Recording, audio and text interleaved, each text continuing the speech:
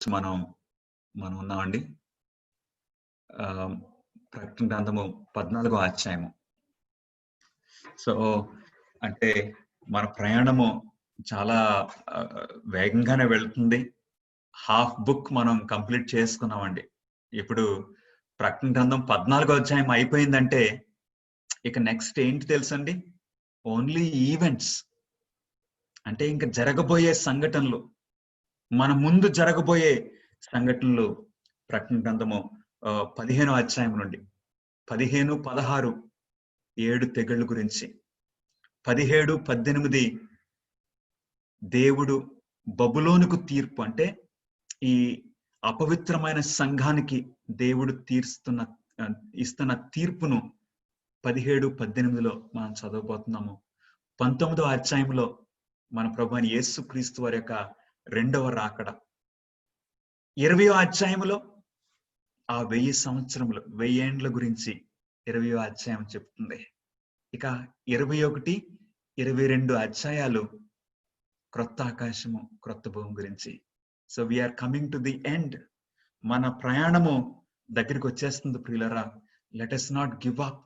మనము చదువుకుందాము. సో ప్రకటన గ్రంథము 14వ అధ్యాయంలో actual containing the last message. ఇక దేవుడు చివరి హెచ్చరిక అనమాట అండి.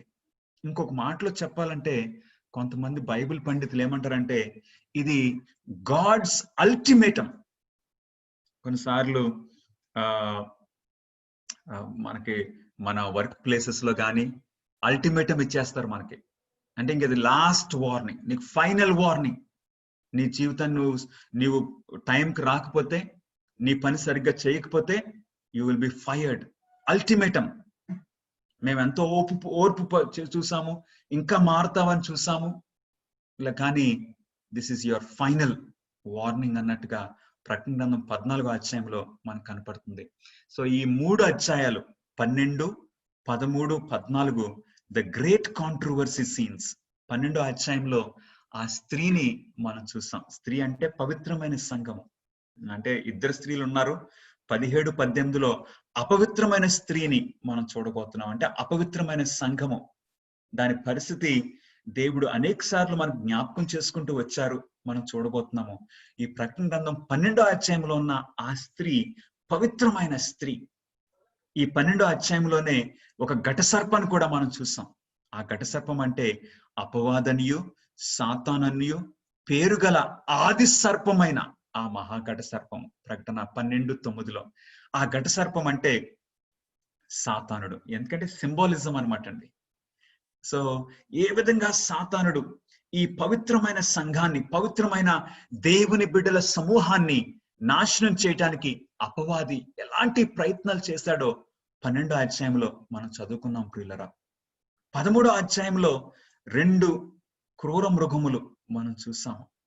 ఒకటేమో సముద్రం నుండి బయటకు వస్తుంది. ఆ 7 తలలు కలిగిన, చిరతపులి శరీరం కలిగిన, ఆ ఎలుగుబంటి పాదములను, సింహపు నోరు కలిగిన ఆ క్రూర మృగాన్ని మనం చూసాం ప్రియులరా. అది రోమన్ క్యాథలిక్ సిస్టమ్ అని మనము ఆ ఐడెంటిఫికేషన్ మార్క్స్ బట్టి మనం తెలుసుకున్నాము.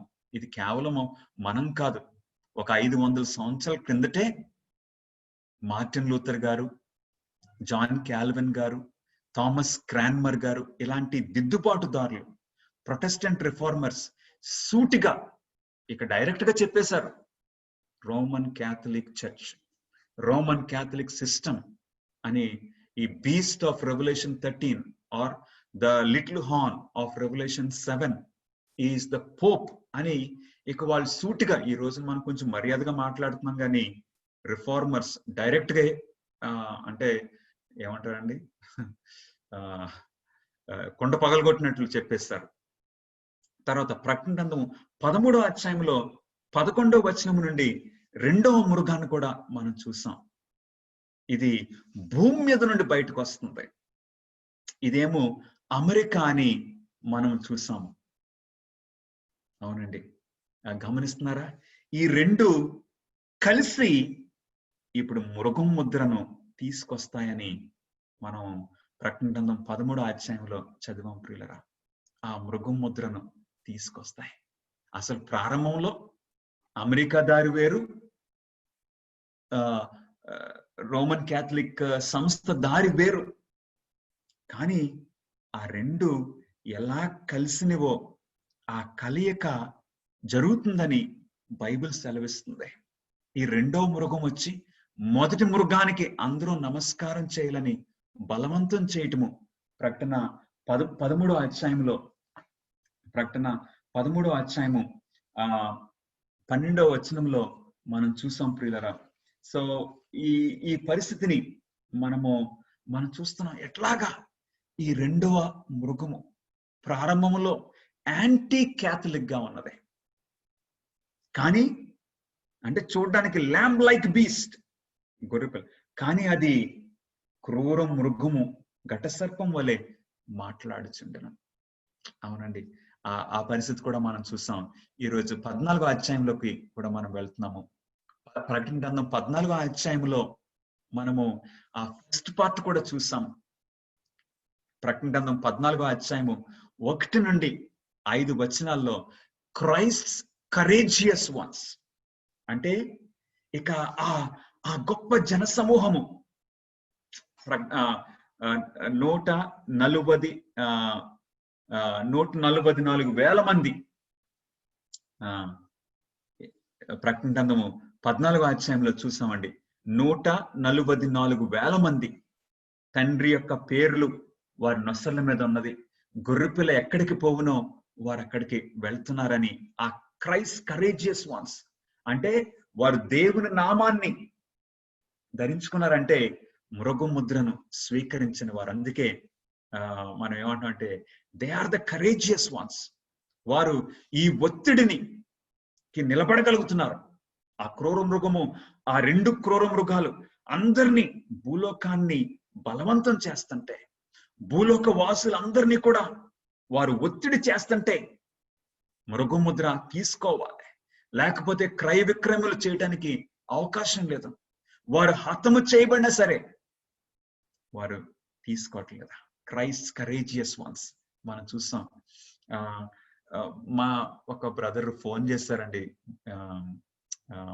ఫ్రైడే అంటే సాటర్డే నైట్ మాట్లాడారు. ఒక యవనస్తుడు, అన్నయ్య ఇట్లాగా కొంతమంది బోధిస్తున్నారు, పరలోక రాజ్యం చేరేది కేవలము 144,000 మంది మాత్రమే అని కొంతమంది బోధిస్తున్నారు అని ఆ బ్రదర్ అడిగారు. ఏంటంటే మీ సమాధానం ఏంటి?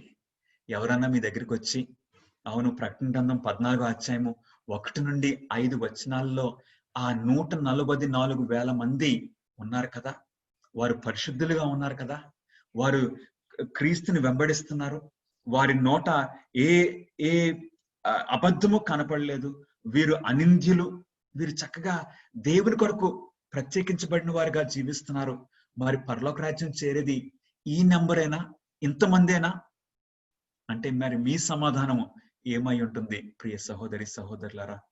చాలా మంది చెప్తున్నారు ఇలాగని, అంతమందే. ఏంటండి మీ సమాధానం ఏమై ఉంటుంది? కాదు, పరలోక రాజ్యం చేరే ఆ జన సమూహము ఎలా ఉందంటండి? వెంటనే ప్రకటన గ్రంథము 7వ అధ్యాయము 9వ వచనములో మనం చూడొచ్చు. అటు తర్వాత నేను చూడగా, ఇదిగో ప్రతి జనములో నుండి, ప్రతి వంశములో నుండి, ప్రజలలో నుండి, ఆయా భాషలు మాట్లాడు వారిలో నుండి వచ్చి ఎవడును లెక్కింపజాలని ఒక గొప్ప జన సమూహము కనబడెను. వారు తెల్లని వస్త్రములు ధరించుకున్న వారాయి. అవునండి, ఖర్జూరపు మట్టలు చేతులు పట్టుకుని సింహాసనం ఎదుటను గొర్రెపిల్ల ఎదుటను నిలబడి. బ్రదర్ మీ సమాధానం ఏమై ఉంటుంది? అవునండి, నేనైతే ఇదిగో బ్రదర్, దేవుని యొక్క రాజ్యానికి లిమిటెడ్ నెంబర్ కాదు, ఇదిగో గొప్ప జన సమూహము. అంటే ప్రకటన గ్రంథములో మనం చూస్తున్నాము, ప్రకటన గ్రంథంలో సింబాలిజం మనం చూస్తున్నాము. అంటే స్త్రీ సంఘానికి గుర్తుగా ఈ సింబాలిజం చూస్తున్నాము. అట్లాగే ఒక అధికారానికి ఒక మృగము సింబాలిజం మనం చూస్తూ ఉన్నాము. ఈ పరిస్థితుల్లో మరి ఈ సంఖ్య కూడా సింబాలిజం. అందుకే ప్రకటన గ్రంథము 7వ అధ్యాయము 9వ వచనములో ఎవరును లెక్కించలేని. అవును ప్రియులారా, లెట్స్ నాట్ లిమిట్ దేవుని యొక్క రాజ్యంలోనికి మనము ఇదిగో సెలెక్టెడ్ ఇంతమందే అని మనం ఎవ్వరము చెప్పడానికి మనకు వీలు లేదు. ఎందుకంటే యోహాను 3:16 ఏమని చెప్తుందండి? Whosoever believeth should not perish but have everlasting life. ఎవరైతే క్రీస్తును రక్షకుడిగా అంగీకరిస్తారో ఎంతమంది అయినా సరే, అదండి మన దేవుణ్ణి పెద్ద చెయ్యి. కొన్నిసార్లు కొంతమంది గృహాలకు వెళ్ళినప్పుడు ఎక్స్పెక్ట్ చేసిన గెస్ట్స్ కంటే కొంచెం ఎక్కువ వస్తారు. అప్పుడు ఆ సహోదరి అంటుంది, బ్రదర్ మీరు భయపడొద్దు, నాది పెద్ద చెయ్యి, మీరేం భయపడొద్దు, ఎంతమంది వచ్చినా పర్వాలేదు, ఈరోజు భోజనానికి ఎంతమంది వచ్చినా పర్వాలేదు, మీరు స్టార్ట్ చేయండి అని చాలా చురుకుగా స్టవ్ మీద మళ్ళీ పెట్టేస్తారు అన్నం. ఇంకా ఆ కూర క్విక్ గా, ఏమి స్ట్రెస్ అవ్వకుండా. అదండి దేవుని అంటే అలాంటి ఆతిథ్యము కలిగిన అలాంటి కుటుంబాలు అలాగుంటే మరి ఈ కుటుంబాలని స్థాపించిన సృష్టించిన దేవాతి దేవుని యొక్క హస్తము ఇంకెంత పెద్దగా ఉంటుంది ప్రియులారా. కాబట్టి ప్లీజ్ 144,000 మందే రక్షింపబడతారని మనం నమ్మకూడదండి. It is heaven is open for all. అన్ని భాషలు, అన్ని జనముల నుండి, అన్ని వంశముల నుండి God's hands are open wide. కాబట్టి ప్లీజ్ లిమిటెడ్ గా మనం ఆలోచించొద్దు, నేరోగా మనం థింక్ చేయొద్దని మిమ్మల్ని నేను బ్రతిమాలుకుంటున్నాను.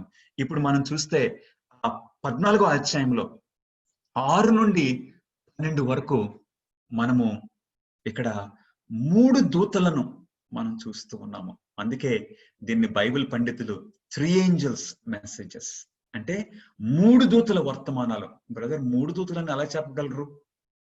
ఎలా చెప్పగలమంటే ప్రకటన గ్రంథము 14వ అధ్యాయము 8వ వచనంలో ఏముందో చూద్దామండి. ప్రకటన 14:8 వేరొక దూత అనగా 2వ దూత అతన్ని వెంబడి వచ్చి. గమనిస్తున్నారా? అంటే 2వ దూత. అటు తర్వాత 9వ ప్రకటన గ్రంథము 14:9 మరియు వేరొక దూత అనగా 3వ దూత వీరి వెంబడి వచ్చి. గమనిస్తున్నారా ప్రియులరా?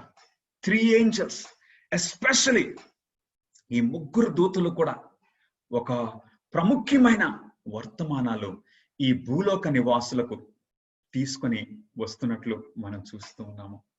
అటు తర్వాత ఈ అధ్యాయానికి ఒక అవుట్లైన్ మనం వేసుకుంటున్నామండి. ప్రకటన గ్రంథం 14వ అధ్యాయానికి అవుట్లైన్. ప్రారంభంలో ఫస్ట్ పార్ట్ లో మనము ఈ జయించువారు, క్రైస్ట్ కరేజియస్ వన్స్. అటు తర్వాత సెకండ్ పార్ట్ లో 14వ అధ్యాయం 6 నుండి 12 వచనాల్లో 3 ఏంజల్స్, ఈ 3 దూతలు ఈ భూలోక నివాసులందరికీ వర్తమానాలు అందిస్తూ ఉన్నారు ప్రియులారా. We praise God. అటు తర్వాత ఇక 14వ అధ్యాయము దేంతో క్లోజ్ అవుతుందో తెలుసండి? 13 నుండి 20 వరకు మనం చూస్తే second coming of Jesus Christ, మన ప్రభు అయిన యేసు క్రీస్తు వారి యొక్క 2వ రాకడ గురించి. అంటే ఒక మాటలో మనము చూస్తే, అంటే యేసు క్రీస్తు వారి యొక్క 2వ రాకడ ముందు ఈ భూనివాసులందరికీ దేవుడు ఒక వర్తమానాలను పంపిస్తున్నారు. 3 పార్ట్ మెసేజెస్ అంటే 3 వర్తమానాలు ప్రత్యేకంగా భూనివాసులందరికీ దేవుడు అనుగ్రహిస్తున్నారు ఆయన రాకడ ముందు. గమనిస్తున్నారా నా ప్రియ సహోదరి సహోదరులారా? మనము 7 ముద్రలు చూసాం, 7 బోర్ల గురించి చూసాం. అవునండి, 7వ ముద్ర దేని గురించి ఉన్నది? యేసుక్రీస్తు వారి యొక్క 2వ రాకడ గురించి. అంటే ఆ ముద్రల ఆ స్టడీ యేసుక్రీస్తు వారి యొక్క 2వ రాకడతో క్లోజ్ అవుతుంది. అట్లాగే 7 బోర్ల గురించి మనం చదువుకున్నాము. 7వ బోర యేసుక్రీస్తు వారి యొక్క రెండవ రాకడ గురించి. ఇప్పుడు ఈ 3 అధ్యాయాలు ఒక యూనిట్ అని మనం చూసాం. ఈ యూనిట్ దేంతో ఎండ్ అవుతుందండి? యేసుక్రీస్తు వారి యొక్క రెండవ రాకడతో. Can you catch the organization of the book? చాలా యోహాను చేపలు పట్టుకునేవాడే నిజంగానే, ఒక ఫిషర్ మ్యాన్, అన్ట్రైన్డ్, అన్ఎడ్యుకేటెడ్. కానీ ఎక్కడి నుండి వచ్చింది ఈ జ్ఞానము? ఎంత చక్కగా ఒక ఆర్గనైజ్డ్ గా ఈ గ్రంథాన్ని రాసుకుని వచ్చాడు. ఎక్కడి నుండి? పరలోక దేవుని యొక్క పరిశుద్ధాత్మ ద్వారా. అవునండి, మన చుట్టూ మనం చూస్తాం, ఆ సహోదరునికి విద్య లేదు, కేవలం బైబిల్ మాత్రమే చదువుతాడు అంతే.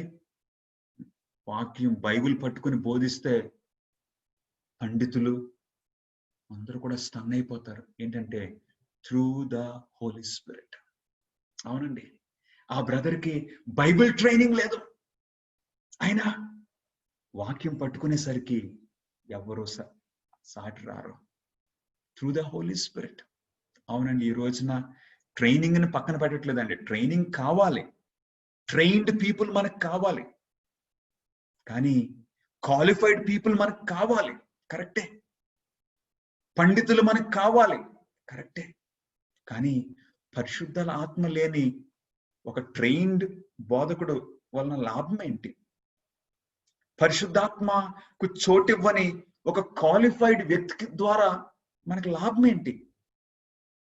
ప్రాముఖ్యమైనది ఏంటంటే పరిశుద్ధాత్మ నడిపింపు. నా ప్రియ సహోదరి సహోదరులు, వి ప్రైజ్ గాడ్. యోహాను ఎంత చక్కగా చేశారు. సో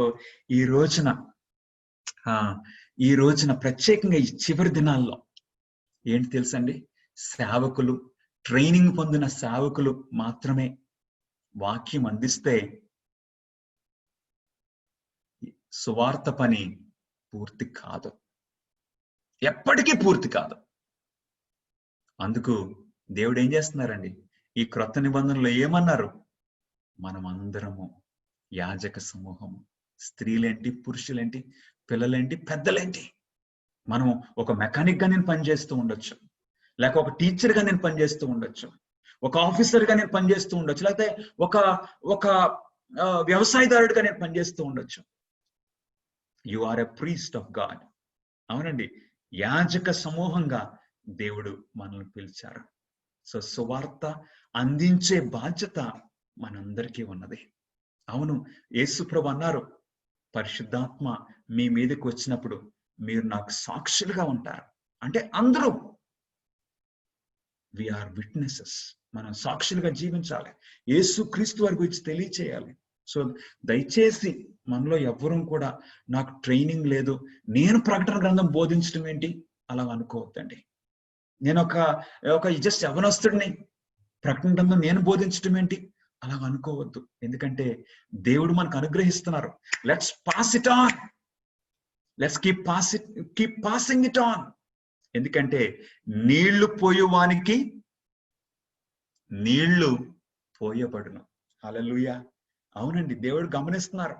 సో మన ఫోన్ కాల్స్ ద్వారా, మన 1-on-1, లేక ఒక small group Bible study, cell group Bible స్టడీయో, లేకపోతే చర్చిలోనే చిన్న అవకాశం దొరికినప్పుడు లెట్స్ గివ్ దిస్ మెసేజ్. ఎందుకంటే కాలము సమీపించింది.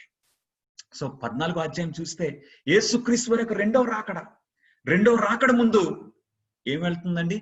ఆ 3 దూతల వర్తమానాలు.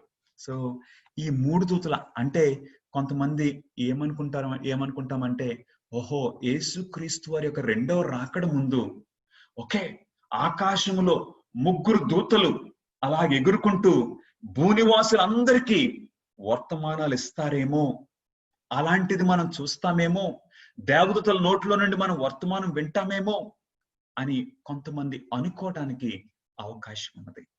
కానీ ఏంటో తెలుసా ప్రియులరా, ఏంటో తెలుసా? సువార్తను అందించే ఆ పరిచర్య దేవుడు దేవదూతలకి ఇవ్వలేదు. సువార్తను ఇతరులకి అందించే ఈ పరిచర్య దేవదూతలకు దేవుడు అనుగ్రహించలేదు. ఎలా చెప్పగలరు బ్రదర్? ఒక ఉదాహరణకు వెళ్దామండి. యోహాను సువార్త 20వ అధ్యాయము 17వ వచనంలో యోహాను సువార్త 20వ అధ్యాయము 17వ వచనంలో ఇక్కడ యేసుక్రీస్తు వారు పునరుద్ధానుడైన ఆ టైంలో ప్రభువైన యేసుక్రీస్తు వారిని మరియ మొట్టమొదటిగా చూసింది, మగ్దలేని మరియ. ఈ మరియకు ప్రభువైన యేసుక్రీస్తు వారు ఏమని చెప్పారు? యోహాను సువార్త 20వ అధ్యాయము 17వ వచనము. యేసు ఆమెతో, నేను ఇంకనూ తండ్రి యొద్దకు ఎక్కిపోలేదు గనుక నన్ను ముట్టుకొనవద్దు. అయితే నా సహోదరుల యొద్దకు వెళ్ళి నా తండ్రియు మీ తండ్రియు, నా దేవుడును మీ దేవుడునైన వాని యొద్దకు ఎక్కిపోవచ్చున్నానని వారితో చెప్పమన్నాను. నేను వెళ్తున్నాను, వారికి తెలియచేయి. అంటే యేసుక్రీస్తు వారు పునరుద్ధానుడైన ఆ పరిస్థితిలో ఆ ఉదయమున దేవదూతలు అక్కడ ఉన్నారా? ఖచ్చితంగా ఉన్నారు. ఎందుకంటే ఒక దేవదూత దిగువచ్చి ఆ సమాధికి ముందున్న ఆ రాయిని దొర్లించడము మనం మత్తయి సువార్త 28వ అధ్యాయంలో చూస్తున్నాం. దేవదూతలు అక్కడ ఉన్నారు. కానీ ఇదిగో మరియా, నీ వెళ్ళి నేను ఇలా పరలోకానికి వెళ్తున్నాను, మరలా వారిని నేను కలుసుకుంటానని ఈ వర్తమానం ఎవరికి ఇవ్వబడింది? మరియకి ఇవ్వబడింది. అంటే ఈ సువార్త, ఆయన లేచి ఉన్నారు, పునరుద్ధానుడు అయ్యాడు అన్న వార్త ఇప్పుడు మానవులకి ఎవరు తెలియచేయాలి? మానవులే, దేవదూతలు కాదు. దేవదూతలకు గనక ఈ సువార్త పని దేవుడు ఇచ్చి ఉంటే ఇప్పటికి ఎప్పుడో అంతా అయిపోనండి. నిజంగానే అంతా అయిపోవను. ఎందుకంటే వారు ఎంత హృదయపూర్వకంగా చేస్తారు. మనమండి సోమరులుగాను, మనల్ని ఎంతో నెట్టితేనే గాని ముందుకు వెళ్ళం. మనకి సాకులు ఎక్కువ, మనకి మన సొంత పనులు ఎక్కువ. అలాంటిది మన పరిస్థితి. నా గురించి నేను మాట్లాడుతున్నాను. అవునండి, ఎంతో బలవంతం వస్తేనే గాని నేను దిగను సువార్త పనిలోకి. అది నా బ్యాక్గ్రౌండ్. మానవులము అయినా సరే మా దేవదూతలు మానవుల కంటే బాగా చేయగలరు. ఈ సువార్త పనిలో వారి యొక్క శక్తి చాలా ఎక్కువ, కరెక్టే. కానీ దేవుడు సువార్త పనిని దేవదూతలకి అప్పచెప్పకుండా ఎవరికి ఇచ్చారండి? నీకు నాకు అప్పచెప్పారు. He withheld the preaching of the gospel from the angels and give it to mankind. అవును, ఏంజల్స్ పాత్ర ఏంటి? ఈ సువార్తను అందించడంలో ఏంజల్స్ పాత్ర ఏంటి? సువార్త పరిచర్యను దేవదూతలు నడిపిస్తారు. కానీ బోధించే పని మాత్రం మానవులది. గమనిస్తున్నారా? ఉదాహరణకి కొర్నేలి విషయంలో మనం చూస్తే, కొర్నేలికి ఒక దేవదూత కనపడి ఏం చెప్తున్నారండి? అపోస్తల కార్యములకి ఒకసారి మనం వెళ్ళి చూద్దాం ప్రియులరా. దేవదూత ఇక్కడ కొర్నేలికి కనపడి 10వ అధ్యాయము 3వ వచనము. అపోస్తల కార్యములు 10:3. పగలు ఇంచుమించు 3 గంటల వేళ దేవుని దూత అతని యొద్దకు వచ్చి కొర్నేలి దగ్గరికి, కొర్నేలి అని పిలుచుట దర్శనమందు తేటగా అతనికి కనబడెను. అప్పుడు అతడు దూత వైపు తేరి చూచి భయపడి, ప్రభువా ఏమని అడిగను. అందుకు దూత, నీ ప్రార్థనలు నీ ధర్మ కార్యములను దేవుని సన్నిధికి జ్ఞాపకార్థముగా చేరినవి. ఇప్పుడు నీవు యొప్పేకి మనుషులను పంపి పేతురు అను మారు పేరు గల సీమోనును పిలిపించుము. అతడు సముద్రపు దరినున్న సీమోను యొక్క చర్మకారుని ఇంట దిగి ఉన్నాడని అతనితో చెప్పాను. గమనిస్తున్నారా ప్రియులరా? Angels will direct the preaching of the gospel, కానీ చేసేది మనము. అవును, dear sister, dear brother, let's do our part. అవునండి, యేసుక్రీస్తు వారి యొక్క 2వ రాకడ సమయము ఆసన్నమైంది. దేవుడు మన గురించి వెయిట్ చేస్తున్నారు. ఎందుకంటే అండి, ఆ అవుట్లైన్ లో స్క్రీన్ మీద ఏముంది? 3 ఏంజల్స్ మెసేజ్. ఆ 3 దూతల వర్తమానము మనము అందించిన తర్వాతే యేసుక్రీస్తు వారి యొక్క 2వ రాకడ జరగబోతుంది. కాబట్టి we have to do our part. మన గురించేనేమో ఆయన రాకడ ఆలస్యం అవుతుంది. గమనిస్తున్నావా ప్రియ సహోదరుడా, సహోదరి? ఎందుకంటే ఆయన రాకడ ముందు మన ప్రభు ఏం చెప్పారండి? ఈ రాజ్య సువార్త సకల జనములకు సాక్షార్థమై లోకమందంతటను ప్రకటింపబడును. అటు తర్వాత అంతం వచ్చును. అంతం అంటే యేసుక్రీస్తు వారి యొక్క రెండవ రాకడ. సువార్త అందరికీ అందాలి, లోకమందంతటా అందాలి ఈ టైంలో. అందుకే ఒక స్పీడ్, ఒక అర్జెన్సీ. దేవదూతలు ఆకాశ మధ్యమున ఎగురుచు గొప్ప స్వరముతో భూనివాసులకు, ప్రకటన గ్రంథము 14వ అధ్యాయము, ప్రకటన 14వ అధ్యాయము 6వ వచనములో, అప్పుడు మరి ఒక దూతను చూచితిని. అంటే 6వ వచనములో మరి ఒక దూత అంటే ఇంకొక మాటలో మనం చెప్పొచ్చు. ఎందుకంటే 2వ దూత అన్నారు కదండి, తర్వాత 3వ దూత అన్నారు. అంటే ఈ దూత ఫస్ట్ ఏంజెల్ అని మనం చెప్పొచ్చు. ప్రకటన 14:6లో భూనివాసులకు, ప్రతి జనమునకును, ప్రతి వంశమునకును ఆయా భాషలు మాట్లాడవాలి. సో సువార్తను అందించే పరిస్థితి ఎవరిదండి? నీది, నాది ప్రియులుగా. దేవుడు దూతలను పంపించట్లేదా? అంటే ఆ సింబాలిజంలో దూత అంటే వర్తమానికుడు కూడా అర్థం వస్తుంది. అంటే ఈ వర్తమానాలు ఇప్పుడు ప్రపంచమంతా మనము తీసుకుని వెళ్ళాలి, అందరికీ అందించాలి. ఎట్లాగా? యెరూషలేము గోడ, యెరూషలేము ప్రాకారము పాడైపోయింది, అంత శిథిలమైపోయిన స్థితిలో ఉంది. మరి ఆ యెరూషలేము గోడలు కట్టాలంటే ఎలా కట్టారు? నెహమయా వచ్చాడు. నెహమయా వచ్చి ఎన్ని రోజుల్లో కట్టించేశాడండి? 52 రోజుల్లో, 52 days. ఎట్లాగా? ఇది ఎలా సాధ్యము? నెహమయా అందరినీ ఇన్వాల్వ్ చేశాడు. Total involvement. అవునండి, టోటల్ మెంబర్ ఇన్వాల్వ్మెంట్. మనం అందరం కూడా సభ్యులమైన కాపరులమైన మనందరం ఇన్వాల్వ్ అవ్వాలి. మన చెయ్యి కలపాలి అందులో. అప్పుడేమవుతుందండి?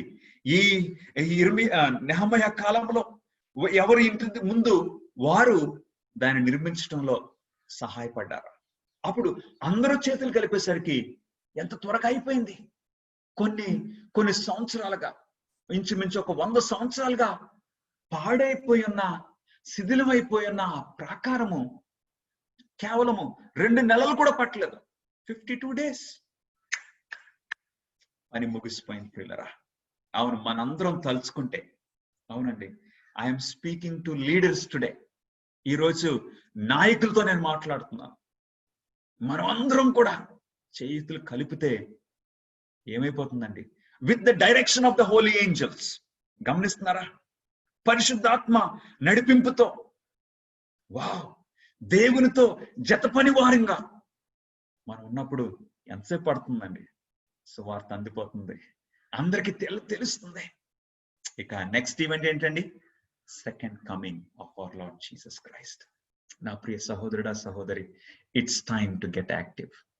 అవును, నీవు దిగాలి. ఈ సువార్త పనిలో నువ్వు అడుగు పెట్టాలి. పని మానేయమని నేను చెప్పట్లేదండి, ప్లీజ్ అలాగ అనుకోవద్దు.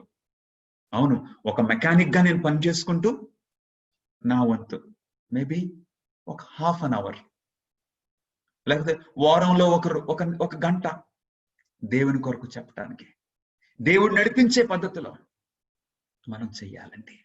అందుకే ఆదిమ సంఘము, ఆ 12 మంది శిష్యులు లోకాన్ని ఒక్క జనరేషన్ లోనే తలకిందులుగా చేసేసారు. ఈ రోజున మనకున్న ఈ ఆధునిక పద్ధతులు, ఈ సౌఖ్యాలు, ఇవన్నీ మనం వాడితే ఎంతండి? నా ప్రియ సహోదరి సహోదరులారా, let's get in this work. 3 angels అంటే, అవునండి, మీరు, నేను, మనమందరము ఈ దూతల ఈ వర్తమానాన్ని, ఈ ఫైనల్ వర్తమానాన్ని లోకానికి మనం తెలియచేయాలి. నా ప్రియ సహోదరి సహోదరులారా, అందుకే ఆ మొదటి దూత ఏం చేస్తున్నారండి? 6వ వచనములో, ప్రకటన 14:6లో లాస్ట్ పార్ట్, ఇది నిత్య సువార్త. పోయినసారి మనము థర్స్డే కలుసుకున్నప్పుడు చూసాం, నిత్య సువార్త. ఇదేదో కొత్త సువార్త కాదు. క్రొత్త సువార్త కాదు, నిత్య సువార్త. అబ్రహాముకు బోధించిన సువార్త, మోషే బోధించిన సువార్త ఏంటి? Salvation through Jesus Christ. Yesu Kristu ద్వారా ఈ సువార్త. రోమిలోకి రాసిన పత్రిక 1వ అధ్యాయము 16వ వచనంలో దేవుని వాక్యము ఈ విధంగా సెలవిస్తుంది ప్రియులారా. రోమా 1వ అధ్యాయము 16వ వచనంలో ఈ సువార్త యొక్క సారాంశము మనకు కనపడుతుంది. సువార్తను గూర్చి నేను సిగ్గుపడను వాడను కాను. పౌలు గారు అలాగ అంటున్నారు. మరి మన సంగతి ఏంటండి? Are you ashamed of the gospel? Christian అని చెప్పుకోవడానికి మనం సిగ్గుపడుతున్నామా ఈ రోజున? ఒక క్రైస్తవ పేరు పెట్టుకోవడానికి మనం సిగ్గుపడుతున్నామా? 10 సార్లు ఆలోచిస్తున్నామా? సువార్తను గూర్చి నేను సిగ్గుపడు వాడను కాను. ఏలి అనగా నమ్ము ప్రతివానికి, మొదట యూదునికి గ్రీసు దేశస్థునికి కూడా రక్షణ కలుగు చేయుటకు అది దేవుని శక్తి అయి ఉన్నది. సువార్త అంటే రక్షణ కలుగు చేయుటకు దేవుని శక్తి అయి ఉన్నది. సువార్తకి పవర్ ఉందండి. ఏంటి? Because of Jesus Christ. సువార్త అంటే యేసుక్రీస్తు రక్షకుడు. యేసుక్రీస్తు ద్వారా మనకి రక్షణ ఉన్నది. ఇదిగో లోక పాపములను మోసుకొని పోగు దేవుని గొర్రెపిల్ల. యేసుక్రీస్తు ద్వారా రక్షణ మనకున్నది అని ఈ సువార్త. అవును, నీ పాపముల ఆ బరువు క్రింద నువ్వు నలిగిపోని అవసరం లేదు. ఆయన ఎదుట నీ పాపాలను ఒప్పుకో, ఆయన రక్షకుడిగా స్వీకరించు. నీ పాపపు ఈ మలినాన్ని ఆయన కడిగి వేస్తారా? అవును, you can be free again. అవును, నీ ఒక పరిశుద్ధునిగా, ఒక పాపి ఒక పరిశుద్ధునిగా అయ్యే అవకాశం ఉంది క్రీస్తు ద్వారా. అవును ప్రియులారా, నిత్య సువార్త తీసుకుని ఆకాశ మధ్యమున, అంటే ఇక చాలా ఎత్తులో అందరికీ కనపడలేగా, అందరికీ వినబడలేగా ఈ సువార్త తీసుకుని వస్తున్నారు. దొంగచాటును కాదండి, దొంగచాటును కాదు. గుసగుసలు అవి దొంగచాటున. అవునండి, ఎవరైనా వచ్చి వస్తారేమని ఆ చెవులో అట్లాగా. నో, సువార్త, లెట్స్ ప్రొక్లెయిమ్ ఇట్ బోల్డ్లీ, దేవుని కొరకు. అవునండి, are you a witness for the gospel? ఇప్పుడు 7వ వచనంలో అతడు అంటే దేవదూతను గురించి మాట్లాడుతున్నారు అన్నమాట. అతడు అంటే this first angel represents God's people, దేవుని బిడ్డలు సువార్త అందించడం. అతడు మీరు దేవునికి భయపడి ఆయనను మహిమపరచుడి, ఆయన తీర్పు తీర్చు గడియ వచ్చిన. గమనిస్తున్నారా? ఈ దూతలు ఆకాశ మధ్యం ఎగురుచు, మీరు దేవునికి భయపడి ఆయనను మహిమపరచుడి, ఆయన తీర్పు తీర్చు గడియ వచ్చిన. ఈ మొదటి దూత ఏం సెలవిస్తున్నాడండి భూనివాసులందరికీ? దేవుని తీర్పు వచ్చి అన్నది, తీర్పు తీర్చు గడియ వచ్చి అన్నది. గమనిస్తున్నారా ప్రియులారా? ఒకసారి స్క్రీన్ మీద చూడమని నేను కోరుచున్నాను. అంటే ఫస్ట్ ఏంజల్స్ మెసేజ్ ఏంటి? జడ్జ్మెంట్. దేవుడు తీర్పు తీర్చబోతూ ఉన్నారు. కాబట్టి దేవునికి మీరు భయపడండి, దేవునికి భయపడండి. భయపడి మీరు దేవునికి భయపడి ఆయనను మహిమపరచుడి. మహిమపరచుడంటే అవును, గివ్ హిమ్ గ్లోరీ. దేవుణ్ణి ఆరాధించండి. ఎందుకంటే ప్రకటన గ్రంథములో మెయిన్ ఇష్యూ ఏంటండి? వర్షిప్. తర్వాత గనుక ఆయన తీర్పు తీర్చు గడియ వచ్చిన గనుక ఆకాశమును, భూమిని, సముద్రమును, జలధారలను కలుగజేసిన వానికే నమస్కారము చేయడని గొప్ప స్వరంతో చెప్పాను. ఎవరిని ఆరాధన చేయాలి? సృష్టికర్తను మాత్రమే, మృగాన్ని కాదు, లేక మృగము సూచిస్తున్న అధికారానికి కాదు, సాతానుడు కాదు. ఈ రోజున సైటన్ చర్చెస్ వచ్చేసినాయండి, సాతాను సంఘాలు. ఇంతకు ముందు ఏదో వెనక్కి ముసుగుల్లో ఉన్నవి, కానీ ఈ రోజున బోల్డ్గా, ధైర్యంగా బయటికి వచ్చేసింది సాతాను ఆరాధన. అవునండి, ఈ ఫైనల్, ఈ చివరి దినాల్లో ఇప్పుడు ఈ దూత తీసుకొస్తున్నాడు. మీరు సృష్టికర్తనే, భూమిని, ఆకాశమును, భూమిని, సముద్రమును, జలధారలను కలుగు చేసిన వానికే నమస్కారము చేయడని గొప్ప స్వరముతో చెప్పారు. ఎందుకు తెలుసా? దేవుడు తీర్పు తీర్చుచున్నారు. గమనిస్తున్నారా ప్రియులరా? జడ్జిమెంట్ అంటే ఇప్పుడు మనకి ఒక ప్రశ్న కలుగుతుంది. ఎప్పుడు బ్రదర్ ఈ తీర్పు? ఈ తీర్పు ఎప్పుడు జరుగుతుంది? ఆ మొదటి దూత వచ్చి ఏమన్నాడండి? ఆయన తీర్పు తీర్చు గడియ వచ్చిన. రెండవ దూత కాదండి, మూడవ దూత కాదు, మొదటి దూతే అనౌన్సింగ్ అబౌట్ జడ్జిమెంట్. అంటే ఈ తీర్పు ఎప్పుడు జరుగుతుంది? ఈ మూడు దూతల వర్తమానము అయిన తర్వాత వచ్చే సంఘటన ఏంటంటే, నెక్స్ట్ ఈవెంట్ ఏంటి? అక్కడ స్క్రీన్ మీద ఉందో మనకు, second coming of Jesus Christ. అంటే ఈ తీర్పు యేసు క్రీస్తు వారి యొక్క రెండవ రాకడ ముందు జరిగే తీర్పు. అందుకే ఈ దూత ఆయన తీర్పు తీర్చు గడియ వచ్చాను. గమనిస్తున్నారా ప్రియులరా? ఎట్లాగా దేవుడు ఈ వర్తమానాన్ని ఎట్లాగా ఎన్క్లోజ్ చేశారో గమనించండి. ఈ తీర్పు యేసు క్రీస్తు వారి యొక్క రెండవ రాకడ ముందు జరిగేది. దానియేలు గ్రంథము మనం చదువుకున్నప్పుడు మనం చూసాం ఆ తీర్పు యేసు క్రీస్తు వారి యొక్క రెండవ రాకడ ముందు. అవునండి, మనం కాదండి ప్రారంభిస్తా, మనం కాదు బోధించటం ఇలాగా దేవుడు తీర్పు తీరుస్తున్నారని. మనం కొంచెం సేపట్లో చూద్దామండి, వారి పేర్లు చూద్దాం. ఇది బైబిల్లో వారు గుర్తించారు.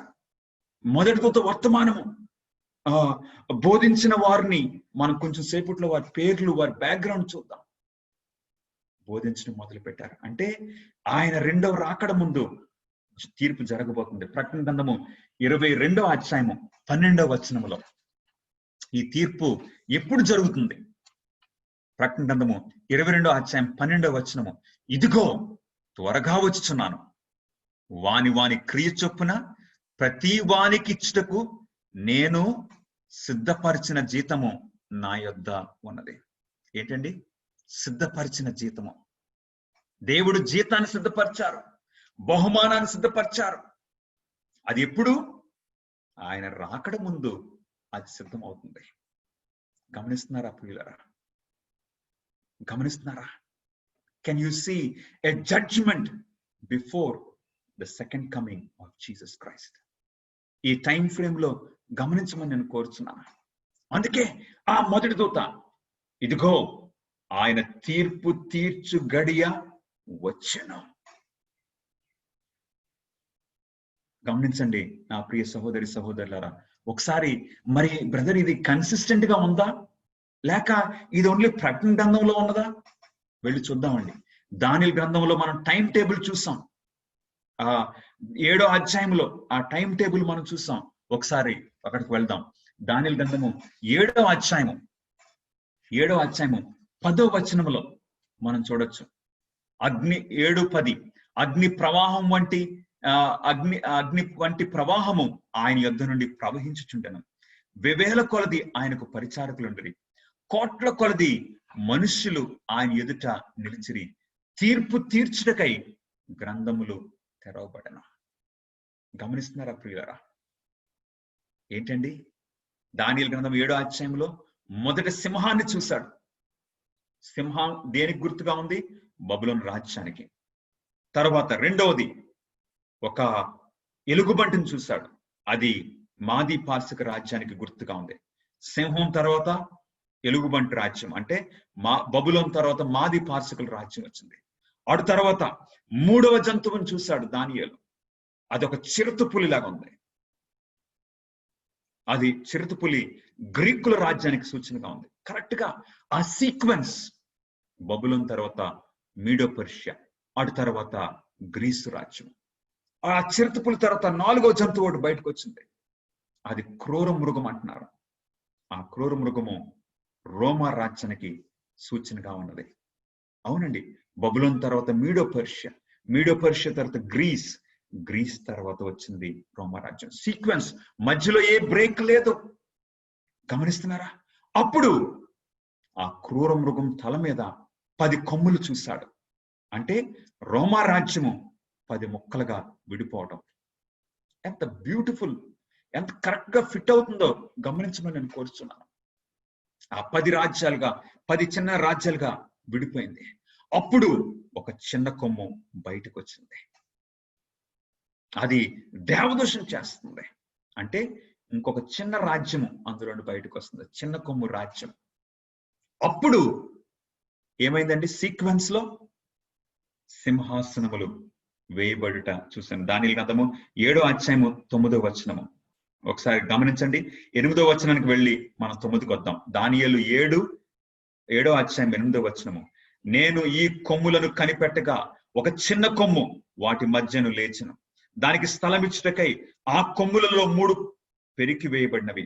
ఈ కొమ్మునకు మానవుల కన్నుల వంటి కన్నులను, గర్వముగా అంటే దేవదూషణ చేసే నోరు ఉండెను. దెన్ ఇప్పుడు 9వ వచనము. అదైన తర్వాత ఆ చిన్న కొమ్ము దేవదూషణ చేస్తుంది. అటు తర్వాత ఇక సింహాసనములు వేయబడుట చూచితిని. ఇప్పుడు సింహాసనాలు వేయబడటం, తీర్పు జరగటం మనం చూస్తాం. Can you see the sequence my friends? అప్పుడు యేసుక్రీస్తు వారి యొక్క 2వ రాకడ జరగబోతుంది. ఆ తీర్పు ఎగ్జాక్ట్ గా ఎప్పుడు జరగబోతుందో కూడా దానియేలు గ్రంథము 8వ అధ్యాయంలో టైం మనకి ఇచ్చేస్తున్నారు. 7వ అధ్యాయంలో అయితే ఓకే, తీర్పు జరుగుతుంది, ఆ చిన్న కొమ్ము రాజ్యం తర్వాత తీర్పు జరుగుతుంది అని మనకి చెప్పారు. ఇప్పుడు 8వ అధ్యాయంలో అయితే ఎగ్జాక్ట్ ఇయర్. దానియేలు గ్రంథము 8వ అధ్యాయం 14వ వచనములో అందుకతడు 2300 దినముల మట్టుకే అప్పుడు ఆలయ పవిత్రతను గురించిన తీర్పు తీర్చబడును. గమనిస్తున్నారా ప్రియులారా? ఆ తీర్పు అయిన తర్వాత అప్పుడు ఏం జరుగుతుందో తెలుసండి? కృపద్వారము మూయబడుతుంది. కృపద్వారం మూయబడిన తర్వాత 7 తెగుళ్ళు ప్రారంభమవుతాయి. అటు తర్వాత యేసుక్రీస్తు వారి యొక్క 2వ రాకడ జరుగుతుంది. గమనిస్తున్నారా? ఆ తీర్పులో దేవుడు బహుమానాలు సిద్ధపరుస్తున్నారు. అవును, తీర్పులో నిర్ణయం చేస్తున్నారు. ఎవరు దేవుని పక్షమున ఉన్నవారు, ఎవరు మృగం పక్షమున ఉన్నవారు, అంటే సాతాను పక్షమున ఉన్నవారు. ఈ తీర్పులో తేలిపోతుంది ప్రియులరా. అవునండి, ఇది చాలా ప్రాముఖ్యమైన తీర్పు. మనం ఇంతకు ముందు చూసాం, ఈ తీర్పు 3 భాగాలుగా జరుగుతుందని ఇంతకు ముందు మనం చూసాం. మొట్టమొదటిది ఇన్వెస్టిగేటివ్ జడ్జిమెంట్ అని చూసాం. రెండవది మిలీనియల్ జడ్జిమెంట్. మూడవది గ్రేట్ వైట్ థ్రోన్ జడ్జిమెంట్. అంటే 3 భాగాలుగా 3 phases గా జరుగుతుంది. ఈ 3 భాగాల్లో మొట్టమొదటి ఫేజ్ చాలా ప్రాముఖ్యమైనది. అవునండి, యేసుక్రీస్తు వారి యొక్క 2వ రాకడ ముందు. అందుకే ఈ తీర్పు చాలా ప్రాముఖ్యమైనది. కాబట్టి దేవుడు భూనివాసులందరికీ వర్తమానం చేస్తున్నారు. దేవుడు సైలెంట్ గా చేసే దేవుడు కాదు. దేవుడు రహస్యంగా చేసే దేవుడు కాదు. అవునండి, గమనిస్తున్నారా? దేవుడు ఎప్పుడు కూడా ఆమోసు గ్రంథము 3వ అధ్యాయము 7వ వచనము, తాను సంకల్పించిన దానిని తన సేవకులైన ప్రవక్తలకు బయలుపరచకుండా యెహోవా ఏమీయూ చేయడు. That is our God. ఏదో కన్నింగ్గా వెనక ముసుగుల్లోనూ చేసేసి అదో చెప్పలేకపోయాను నీకు, ఆ కన్నింగ్నెస్ దేవుని దగ్గర ఉండదండి. అది సాతాను యొక్క ఉద్దేశం. అంత సాతాను యొక్క ఉద్దేశం. ఇది మళ్ళీ భయంతో అలా చేస్తారు. దేవుడు అలా కాదు. చాలా మంది వాళ్ళ యాటిట్యూడ్ ని యేసుక్రీస్తు వారి మీద రుద్దేశారు. ఆయన దొంగలాగా వస్తాడు, రహస్యంగా వస్తాడు, అలాగా ఏదో కన్నం వేసినట్టు దేవుని ప్రజలను తీసుకుని వెళ్ళిపోతారు. Friends, let's get it straight. మన క్యారెక్టర్ని ఆయన మీద రుద్దొద్దు, ఎందుకంటే అది సాతానుడి పని. అవునండి, అది సాతాను యొక్క స్వభావం. మనము మన క్యారెక్టర్ ఆయనకి లాగా ఉండాలి, ఆయన మన మోడల్. కానీ మన క్యారెక్టర్ ఆయన మీద రుద్దొద్దు. దేవుడు అన్ని కూడా ఓపెన్ గా, దేవుడు ఫెయిర్ గా, జస్టిస్ ఫర్ ఆల్. అందుకే దేవుడు తీర్పు తీరుస్తున్నారు. అందుకే ఈ లోకానికి ఓపెన్ అనౌన్స్మెంట్ ఈ మొదటి దూత, fear God, give glory to him, for the hour of his judgement has come. అవునండి, ప్రతి ఒక్కరికి తెలియజేస్తున్నారా? గమనిస్తున్నారా? తీర్పు కాలంలో దానియేలు గ్రంథం 8వ అధ్యాయం ప్రకారంగా నీవు నేను తీర్పు కాలంలో జీవిస్తున్నామని మనకు ప్రవచనాలు తెలియజేస్తున్నాయి. తీర్పు టైములో తీర్పు టైములో మనం ఉన్నామని మనం గుర్తించి అలా జీవిస్తున్నామా ప్రియులరా? లేక ఏం పర్వాలేదు, ఇంకా టైం ఉంది అనుకుంటూ మనం జీవిస్తున్నామా? This is a very important time. Major decisions split second లో చేసుకునే టైంలో మనం జీవిస్తున్నాం. అవునండి, ఎందుకంటే చివరికి వచ్చేసామా. ఇదిగో నెక్స్ట్ ఈవెంట్ ఏంటి? యేసు క్రీస్తు వారి యొక్క రెండవ రాకడ. అందుకే దేవుడు ఈ వర్తమానం అందరికీ అందాలి, సువార్త అందరికీ అందాలి. ఎందుకంటే దేవుడు ఆయన ప్రజలను తీర్పు తీరుస్తున్నారు. తీర్పు కాలంలో జీవిస్తున్న నీవు నేను మన జీవితాలని సరిచేసుకోమని దేవుడు పిలుస్తూ ఉన్నారు. ఎలా సరి చేసుకోవాలి? ప్రకటన గ్రంథము 14వ అధ్యాయం 7వ వచనంలో దేవుని వాక్యం సెలవిస్తుంది. ఎలా సరి చేసుకోవాలి? అతడు 7వ వచనము, మీరు దేవునికి భయపడి ఆయనను మహింపరచుడు. ప్రియ సహోదరుడా, మన జీవితాల్లో మన అలవాట్ల ద్వారా దేవునికి మహిమ కలుగుతుందా? నా మాటల ద్వారా, నా ఆలోచనల ద్వారా, నేను చేసే క్రియల ద్వారా, నేను చూసే నా సెల్ ఫోన్ లో చూసే విషయాల ద్వారా దేవునికి మహిమ కలుగుతుందా? ప్రశ్నించుకోవాలి మనం ప్రియులరా. మన డ్రెస్సింగ్ ద్వారా మనం దేవునికి మహిమ తీసుకొని వస్తున్నామా? మన ఆహార అలవాట్ల ద్వారా దేవునికి మహిమ తీసుకొని వస్తున్నామా? మన ఉద్యోగాలు చేసుకోవటం ద్వారా, మన క్రమమైన జీవితం ద్వారా దేవునికి మహిమ మనం తీసుకొని వస్తున్నామా? మన డ్రైవింగ్ ద్వారా, అవునండి, దేవుని మహిమ తీసుకొని వస్తున్నామా? తీర్పు కాలంలో దేవుడు గమనిస్తున్నారు. ఆయనను మహిమపరచుడి. ఎందుకో తెలుసా? తీర్పు తీర్చు గడియ వచ్చిన కనుక మన జీవితాలను సరి చేసుకోవడానికి this is the right time. తీర్పు కాలంలో మనం జీవిస్తున్నాము. ప్రవచనం ప్రకారంగా 1844వ సంవత్సరంలో తీర్పు ప్రారంభమైంది ప్రియులరా. అంటే తీర్పుకి దేవుడు మనం తీర్పు తీర్చడానికి 170 సంవత్సరాలు కావాలా? ఇది ఏదైనా ఇండియన్ గవర్నమెంటా జడ్జిమెంట్ అలాగే డిలే చేయటానికి? ఇది గాడ్స్ గవర్నమెంట్. ఇండియన్ గవర్నమెంట్ లో కేసు వేయడానికి మనం భయపడిపోతాం. ఎందుకంటే ఇక కోర్టుల చుట్టూరు తిరగాలక, చచ్చిపోయినా మనకు న్యాయం జరగదు అన్న భయము మనకి ఏర్పడిపోయింది. ఇది ఇండియన్ గవర్నమెంట్ కాదు, గాడ్స్ గవర్నమెంట్. ఆయన తీర్పు తీరుస్తున్న టైం ఇది. దేవునికి ఎంత టైం అక్కర్లేదు, కానీ ఆయన ఓర్పుతో వెయిట్ చేస్తున్నారు. ఏదో రోజున బహు త్వరలో తీర్పు పూర్తవుతుంది ప్రియులారా.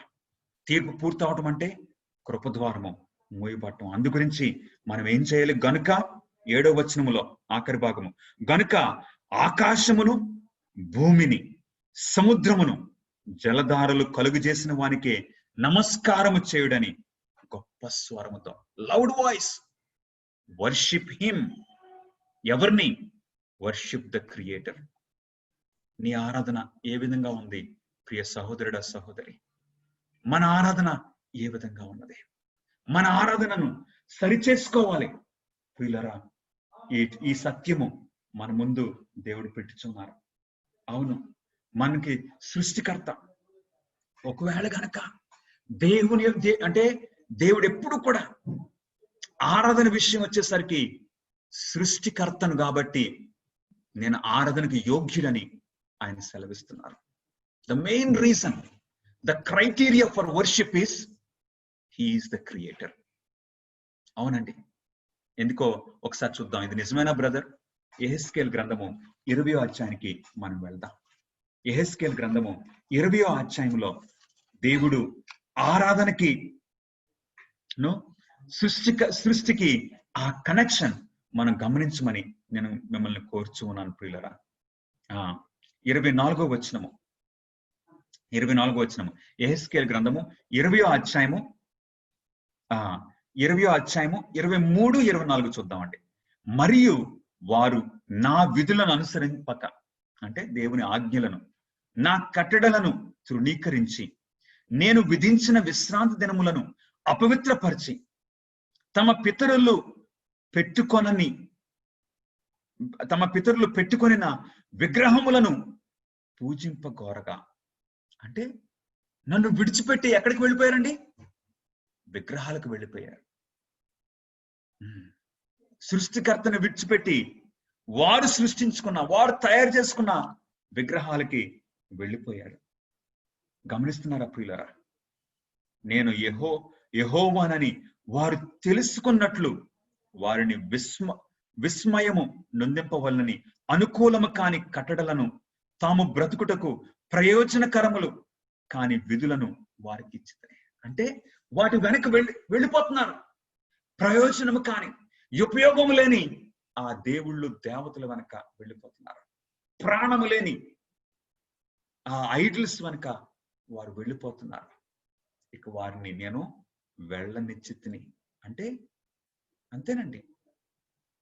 ఒక భర్త లేకపోతే ఒక భార్య వేరే స్త్రీ వెనుక ఆ భర్త వెళ్తుంటే, వేరే పురుషుని వెనుక ఆ భార్య వెళ్తుంటే, ఆ ప్రేమ కలిగిన భర్త గాని భార్య గాని ఆప్ చేయడానికి, తన భర్తను కాపాడుకోవడానికి, తన భార్యను కాపాడుకోవడానికి ప్రయత్నం చేస్తారు. అవునండి. ఓ విధంగా ఇంకో విధంగా ప్రయత్నం చేస్తారు. కానీ ఇక దాని వెనకాలే వెళ్తుంటే ఆ పురుషుడు, ఆ స్త్రీ ఏం చేస్తుంది? ఓకే, ఇక మనం ఎంత బంధించినా ఆగేవాడు కాదు ఆ వ్యక్తి. ఎంత బంధించినా ఆమె ఆగేది కాదు. వెళ్ళిపోనిస్తా. గమనిస్తున్నారా ప్రియులారా? దేవుడు కూడా వారిని విడిచిపెట్టారు. ఎందుకంటే ఇక దాని వెనకాల వెళ్తున్నారు.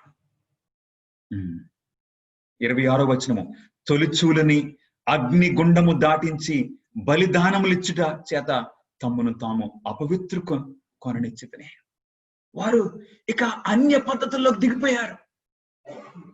అగ్ని దాటటము, అగ్నిలో నడవటము, అది మూలకి దేవత. ఆ పద్ధతిలో అందులోకి వెళ్ళిపోనిచ్చాను. అవునండి. అంటే ఇక దేవుడు ఆపు చేయలేక ఎంతకాలం చాయిస్ ఇచ్చాను. ప్రేమ అవును కొంచెం బలవంతం చేయడానికి ప్రయత్నం చేస్తుంది, కానీ బలవంతం చేయదు. ప్రేమ ఏదో విధంగా తన వైపు త్రిప్పుకోవడానికి ప్రయత్నం చేస్తుంది, దగ్గర తీసుకోవడానికి ప్రేమ ప్రయత్నం చేస్తుంది. కానీ విననొల్లకపోతే ఏం చేస్తుంది? విడిచిపెట్టేస్తుంది. హోషేయ గ్రంథము 4వ అధ్యాయానికి వెళ్తే మనం చూడొచ్చు అనమాట అండి. హోషేయ గ్రంథములో మనము ఈ పరిస్థితిని మనం గమనించవచ్చు. హోషేయ గ్రంథము 4వ అధ్యాయము, హోషేయ 4:17 మనం చూద్దామండి. ప్లీజ్ దయచేసి చూడమని నేను కోరుచున్నాను. హోషేయ 4:17, ఎఫ్రాయిము విగ్రహములతో కలుసుకొనను. ఎఫ్రాయిం అంటే ఇశ్రాయేలు దేశానికి మరొక పేరు. ఇశ్రాయేలు దేశంలో ఆ గోత్రాల్లో పెద్ద గోత్రము ఎఫ్రాయిము. అందుకు అప్పుడప్పుడు ఎఫ్రాయిం అని పిలిచేవారు. ఓకే, ఏమైపోయిందండి? విగ్రహములతో కలిసాను. వానిని అలాగనే ఉండనేమో. నేను ప్రయత్నం చేశాను. వారు మొండితనం అయిపోయారు, స్టబర్న్ అయిపోయారు. ఇక వారిని అలాగే ఉండనేమో. 16వ వచనానికి వెళ్దాం.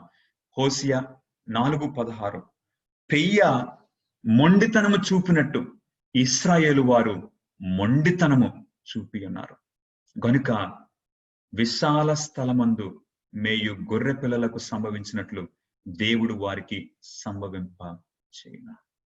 మొండితనం చూపిస్తున్నారు. Let's stop and ask hour cells my friends.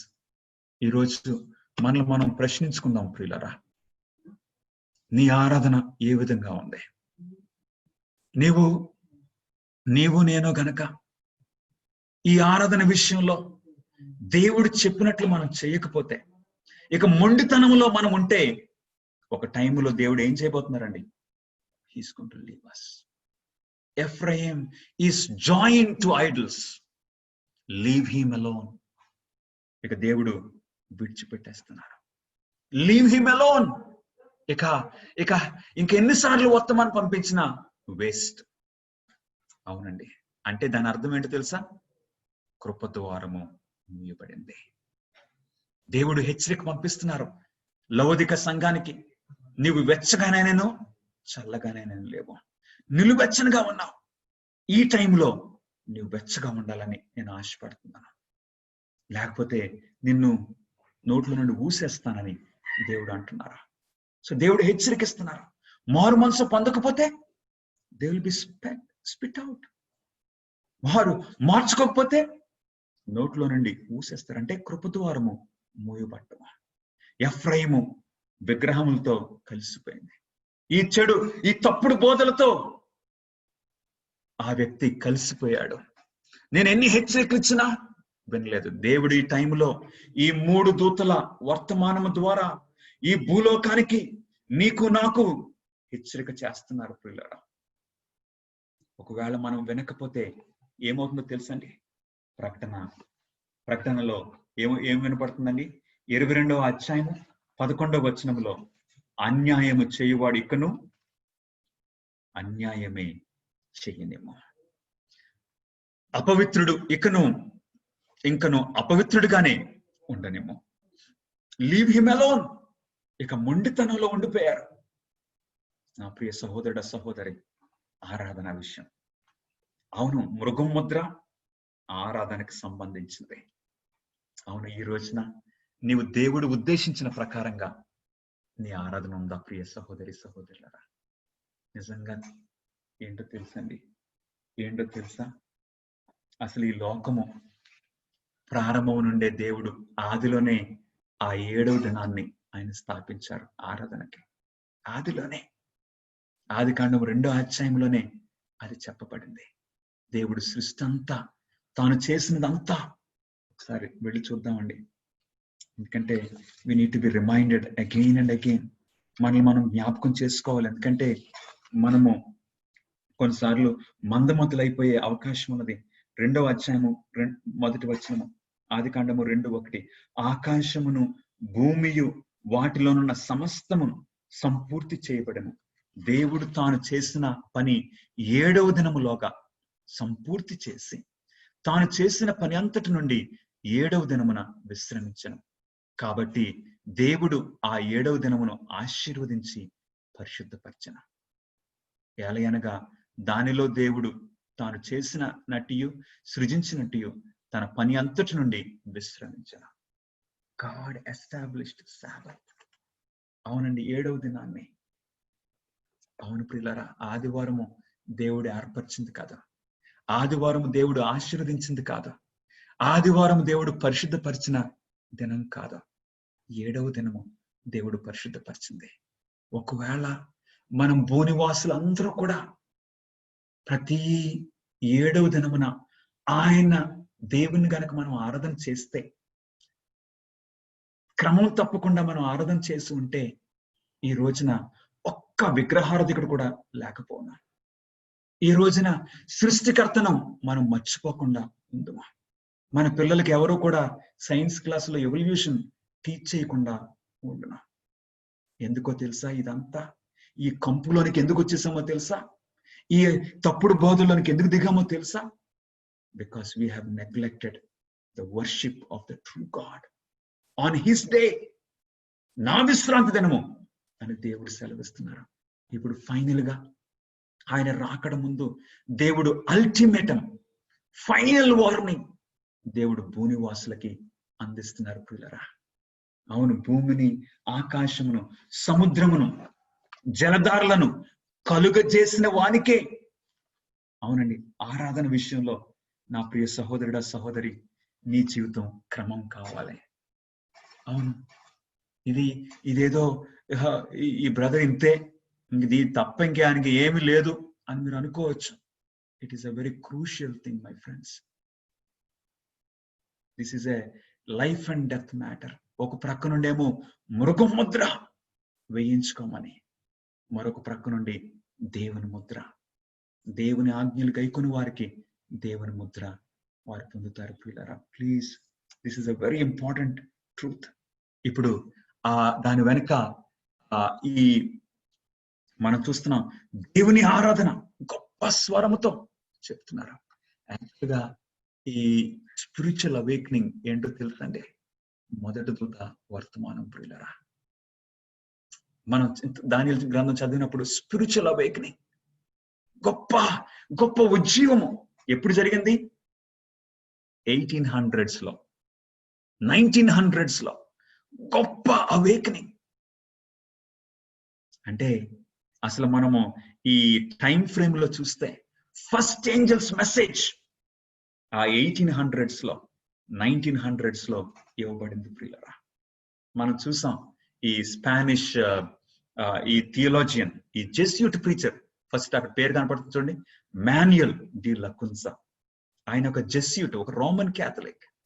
ప్రకటన గ్రంథం చదివి, బైబిల్ చదివి ఆయన ఒక గ్రంథం రాశాడు. మీకు ఇంతకు ముందే మనం ఆయన గురించి మనం చూసాం, the coming of the Messiah in glory and majesty.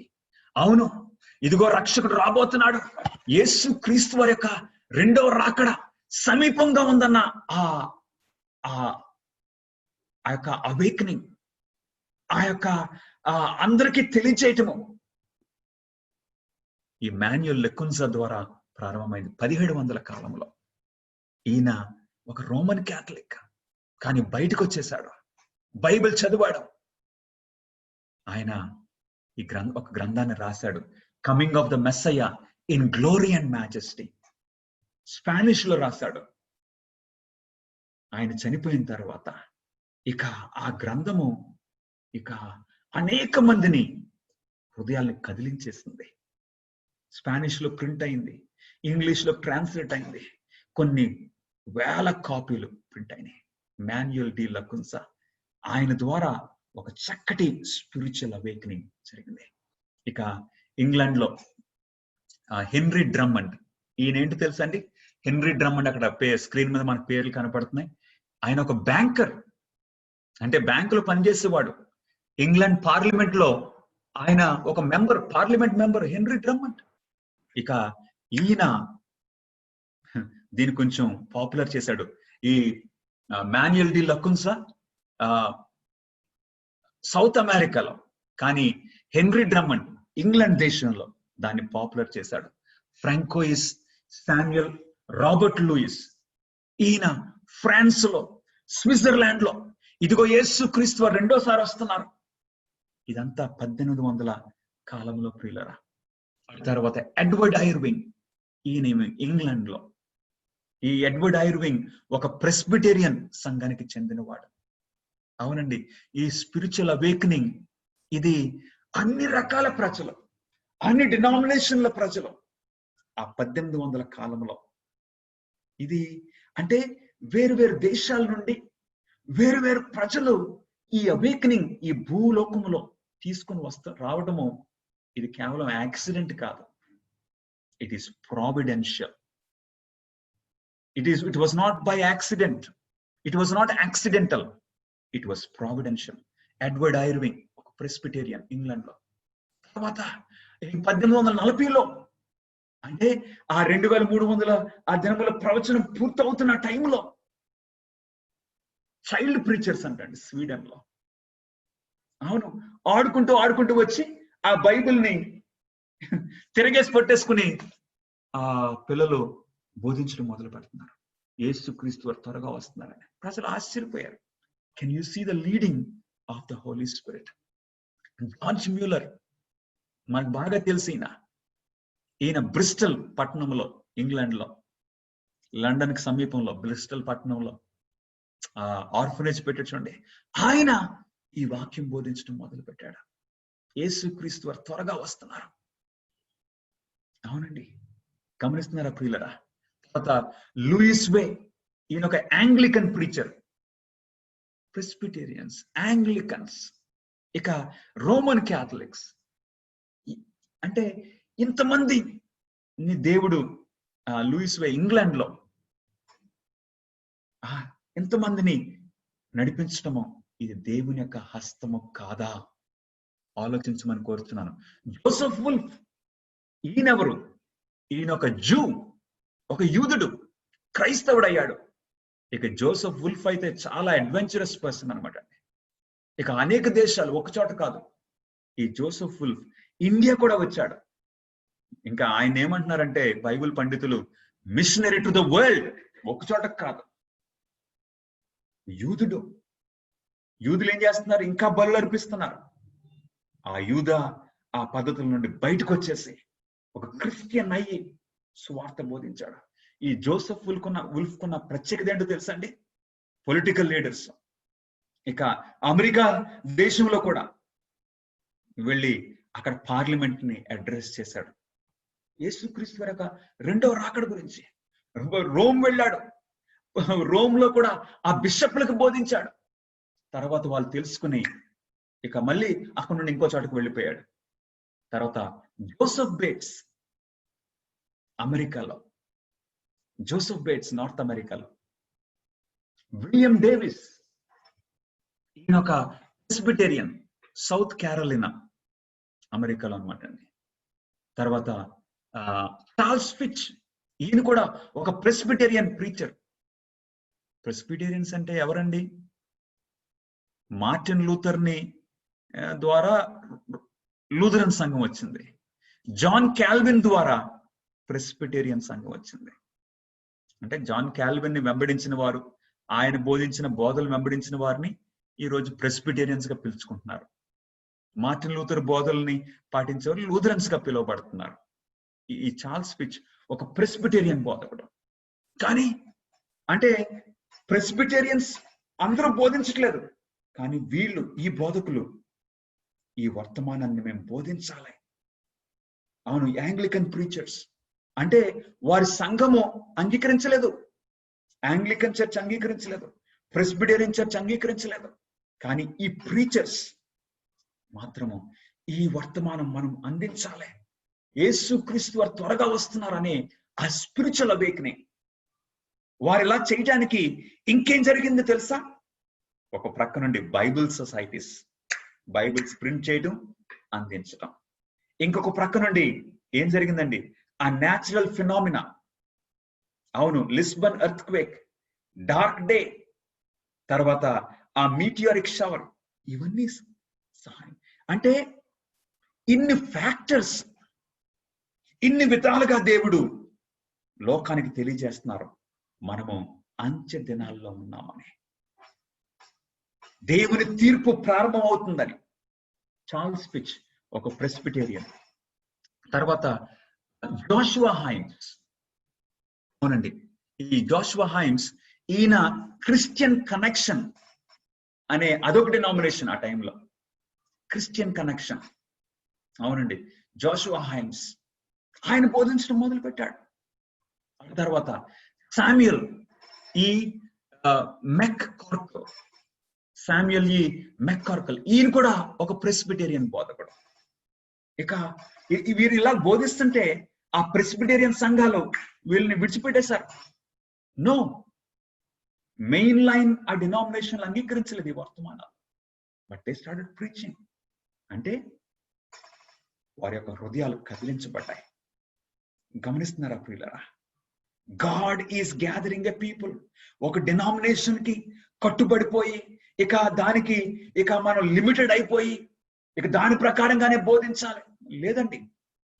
మనం దేనికి కట్టుబడి ఉండాలి? వాక్యానికి కట్టుబడి ఉండాలి. అదండి వీరు చేస్తా. వీరి యొక్క ప్రయాసం వలన ఏం జరిగిందండి?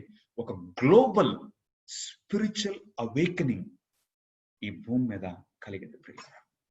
A global spiritual awakening. అవునండి, దీని వెనక ఎవరున్నారు? దేవుని యొక్క దూతలు నడిపిస్తున్నారు. 3 ఏంజల్స్, దేవుని యొక్క దూతలు నడిపిస్తున్నారు. పరిశుద్ధాత్మ దేవుడు వీరికి హృదయాలలో కదిలింపు చేస్తున్నారు. ఇంకా చూద్దామండి, ఇంకా ఎన్నో పేర్లు ఉన్నాయి. విలియం మిల్లర్, ఈయన ఒక బ్యాప్టిస్ట్ వ్యవసాయం చేసుకునేవాడు. విలియం మిల్లర్ ఒక బ్యాప్టిస్ట్ సంఘము ఆయన్ని విడిచిపెట్టేస్తుంది. ఇంకా విలియం మిల్లర్ అయితే ఇక ఆయన ఒక వ్యవసాయం చేసుకునేవాడు కాబట్టి విలియం మిల్లర్ కి మీరు నువ్వు బోధించొచ్చని లైసెన్స్ ఇచ్చేశారు. అవునండి. రాబర్ట్ స్కాట్ ఆయన ఏంటో తెలుసండి, మెథడిస్ట్ సంఘానికి చెందినవాడు. రాబర్ట్ స్కాట్ గమనిస్తున్నారా? ప్రెస్బిటేరియన్స్, యాంగ్లికన్స్, బ్యాప్టిస్ట్స్, మెథడిస్ట్స్ ఈ వార్త అందిస్తున్నారు. ఇంకా మనకు తెలియని పేర్లు ఎన్నో ఉన్నాయి. జస్ట్ ఒక శాంపుల్ గా కొన్ని పేర్లు మీ ముందు నేను పెట్టుతున్నాను. జార్జ్ స్టార్స్ కూడా ఒక మెథడిస్ట్. గమనిస్తున్నారా ప్రియులారా? ఆ స్పిరిచువల్ అవేకనింగ్. అవునండి. ఎలా జరిగింది? రిఫార్మేషన్ ఎలా జరిగింది? 16th సెంచురీలో బైబిల్ చదవటం ద్వారా ఆ ప్రొటెస్టెంట్ రిఫార్మేషన్ బయటకు వచ్చింది, ఒక ఉద్యమం. దానికంటే ఇంకా ఇప్పుడు వైడర్ యాంగిల్లో ప్రొటెస్టెంట్ రిఫార్మేషన్ బానే బయటకు వచ్చింది. కానీ ఇప్పుడు ఈ 1800s లో వచ్చిన ఈ స్పిరిచువల్ అవేకనింగ్ ఆ రిఫార్మేషన్ కంటే ఇంకా అనేక రెట్లుగా వైడర్ యాంగిల్లో ఇంకా పెద్దగా ప్రపంచవ్యాప్తంగా ఒక స్పిరిచువల్ అవేకనింగ్. గమనిస్తున్నారా నా ప్రియ సహోదరులారా? జోషువా ఎల్ విల్సన్, ఈయన కూడా ఒక ప్రెస్బిటేరియన్ ప్రీచర్. ఇలాగా ఇంకా ఎంతో మంది. అవునండి, ఆ లిస్ట్ అంతా పెరగడానికి మనకు టైం సరిపోదు, మనకు తెలియదు కూడా. ఎంతో మంది దేవుని కృప వలన వారు బోధించడం, ఈ రెండవ రాకడ యేసు ప్రభు త్వరగా వస్తున్నారు, ఆయన తీర్పు తీర్చు గడియ వస్తుంది అని ఆ ఫస్ట్ ఏంజల్ వర్తమానం ఇచ్చినట్లుగా నిజంగానే ఇక వర్తమానం భయపడకుండా వేరు బ్యాక్గ్రౌండ్స్ నుండి వచ్చి అనేక మందిని దేవుని దగ్గరికి సిద్ధపరిచారు. ప్రియులారా, గమనిస్తున్నారా? ఇప్పుడు రెండవ దూత వారి వెంబడి వచ్చి ఏమంటున్నాడండి? ప్రకటన గ్రంథము 14:9 మరియు వేరొక దూత అనగా ప్రకటన గ్రంథము 14:8 వేరొక దూత అనగా రెండవ దూత అతని వెంబడి వచ్చి మోహోద్రేకముతో కూడిన తన వ్యభిచార మద్యమును సమస్త జనములకు త్రాగించిన ఈ మహాబబులోను కూలిపోయెను అని చెప్పాను. మహాబబులోన్ అంటే ఏంటి? ఆ అబద్ధపు సంఘము. అవునండి, ప్రకటన గ్రంథం 13వ ఉన్న ఆ రోమన్ క్యాథలిక్ సిస్టమ్, దాన్నే బీస్ట్ ఫ్రమ్ ద సీ లేక లిటిల్ హార్న్ లేక బాబులోన్ లేక ఒక వేశ్య, 4 పేర్లతో పిలువబడుతుంది. ఈ బబులోను కూలిపోయింది. మీరు దాన్ని ఆరాధించొద్దా? అవునండి. ఒక ప్రక్క నుండి వర్షిప్ ద క్రియేటర్, మరొక ప్రక్క నుండి రెండవ దూత వచ్చి ఈ బబులోను కూలిపోయింది, ఈ ఫాల్స్ సిస్టమ్ ఆఫ్ వర్షిప్ కూలిపోయే దాంట్లో మీరు ఉండొద్దు, బయటకు రండి. అవును, దేవుని ఆరాధించండి. దేవుని బిడ్డల సమూహంలో చేరండి. దేవుని మహింపరచండి, సృష్టికర్తను ఆరాధించండి అని రెండవ దూత. ఇప్పుడు మూడవ దూత ప్రకటన గ్రంథము 14:9 మరియు వేరొక దూత అనగా మూడవ దూత వీరు వెంబడి వచ్చి గొప్ప స్వరముతో ఇలాగ చెప్పాను, ఆ క్రూర మృగమునకు గాని దాని ప్రతిమకు గాని ఎవడైనా నమస్కారం చేసే అంటే ఆరాధన చేసి తన నొసటి యందేమి చేతి మీదనేమి ఆ ముద్ర వేయించుకుని ఎడల ఏమీయూ కలపబడకుండా దేవుని ఉగ్రత పాత్రలో పోయబడిన దేవుని కోపమను మద్యమును వాడు త్రాగున. ద పనిష్మెంట్ గురించి చెప్తున్నారు అనమాట అండి. ఎవరైతే మృగాన్ని ఆరాధన చేస్తారో, ఆ ముద్ర స్వీకరిస్తారో, ఏమీయూ కలపబడకుండా, గమనిస్తున్నారా ప్రియులారా? ఏమీయూ కలపబడకుండా దేవుని ఉగ్రత పాత్రలో దేవుని కోపము అనే ఆ ఉగ్రత పాత్రలో పోయబడిన దేవుని కోపం అనే మద్యమును వాడు త్రాగును.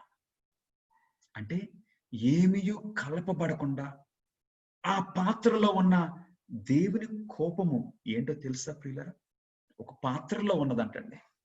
అదే ప్రకటన గ్రంథము 15వ అధ్యాయము, ప్రకటన 15వ అధ్యాయము మొదటి వచనంలో మనం చూడొచ్చు ప్రియులారా. ప్రకటన 15:1. మరియు ఆశ్చర్యమైన మరి ఒక గొప్ప సూచన పరలోకమందు సూచితని, అదేదనగా 7 తెగుళ్ళు చేత పట్టుకున్న 7 దూతలు. ఇవే కడవరి తెగుళ్ళు.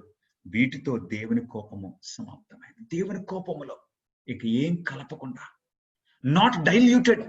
ఇప్పుడు వరకు దేవుడు ఎప్పుడైనా సరే ఒక శిక్ష పంపిస్తే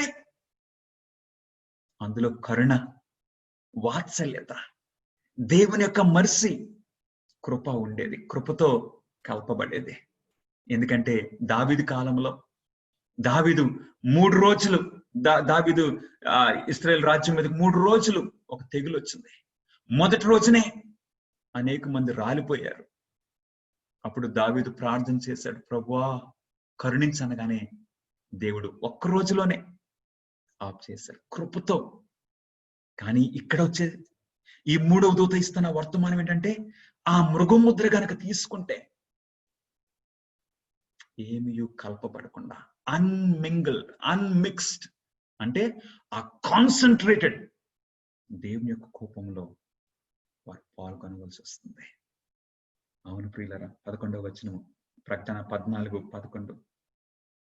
పరిశుద్ధ దూతల ఎదుటను గొర్రెపిల్ల ఎదుటను అగ్ని గంధకముల చేత వాడు బాధింపబడును. వారి బాధ సంబంధమైన పొగ యుగయుగములో లేచును. ఆ క్రూర మృగముకు గాని దాని ప్రతిమకు గాని నమస్కారం చేయవారును, దాని పేరు గల ముద్ర ఎవడైనా వేయించుకుని ఎడల వాడును రాత్రింబగళ్ళు నెమ్మది లేనివారై ఎందురు. అవునండి, ఇంకా దాని గురించి నేను ఎక్కువ చెప్పక్కర్లేదు. 12వ వచనము, దేవుని ఆజ్ఞలను యేసును గూర్చిన విశ్వాసమును గైకొనిచున్న పరిశుద్ధుల ఓర్పు ఇందులో కనపడిన. అవును, హియర్ ఆర్ గాడ్స్ పీపుల్. అవునండి, ఈ 3వ దూత ఆ వర్తమానంతో ఏమంటారంటే, హియర్ ఆర్ గాడ్స్ పీపుల్. అవును, దేవుని ఆజ్ఞలు గైకొని వారు. They worship the creator. యేసును గురించి సాక్ష్యం ఇచ్చేవారు. అవును, యేసును గురించిన విశ్వాసమును గైకొంచున్న పరిశుద్ధుల ఓర్పు ఇందులో కనపడుతుంది. అవును ప్రియులరా, ఈరోజు మనము ఈ 3 దూతల వర్తమానాన్ని మనం చూసాం. ఆ 3 దూతల వర్తమానం తర్వాత నెక్స్ట్ ఈవెంట్ ఏంటండి? యేసుక్రీస్తు వారి యొక్క 2వ రాకడ. గమనిస్తున్నారా? 2వ రాకడ ముందు ఈ 3 దూతల వర్తమానాలు లోకమంతటికి ఇవ్వబడుతున్నాయి. అవునండి, ఈ టైంలో ఈ వర్తమానాలు 1800 కాలంలో ప్రారంభమయ్యి ఇవ్వబడుచు ఉన్నవి. God is warning the world. దేవుడైతే ఆయన పని ఆయన చేశారు పిల్లరా. ఎందుకంటే దేవుడు ఎవరిని బలవంతం చేసే దేవుడు కాదు. Decision has to be made individually. ఈ రోజున దేవుడు మనతో మాట్లాడుతున్నారు. యేసుక్రీస్తు వారు త్వరగా 2వసారి వచ్చే సమయం ఆసన్నమైంది. ఇందులో పరిశుద్ధుల ఓర్పు ఇందులో కనబడుతుంది. దేవుని ఆజ్ఞలు గైకొనచ్చు, యేసును గూర్చిన విశ్వాసం గైకొంచిన పరిశుద్ధుల ఓర్పు ఇందులో కనబడును. ఆ ఓర్పు మనం కలిగి ఉన్నామా ప్రియులారా? దేవుడు నిన్ను నన్ను ఆశీర్వదించుగాక. Any questions brothers and sisters?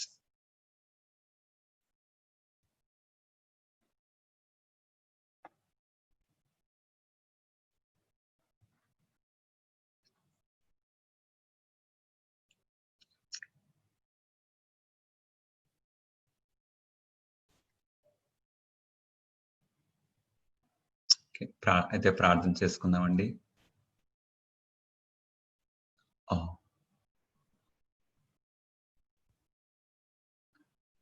Okay, అమ్మ మురళి, ఓకే, కొంచెం అన్మ్యూట్ చేసుకోవడానికి ప్రొవిజన్ పెట్టాలమ్మా. జసిన్ గారు. Yes sir. జసిన్ గారు, మరి ఈ యుగములు అని ఉన్నాయి బైబిల్లో, యుగాలు అని కనిపిస్తా ఉంటాయి.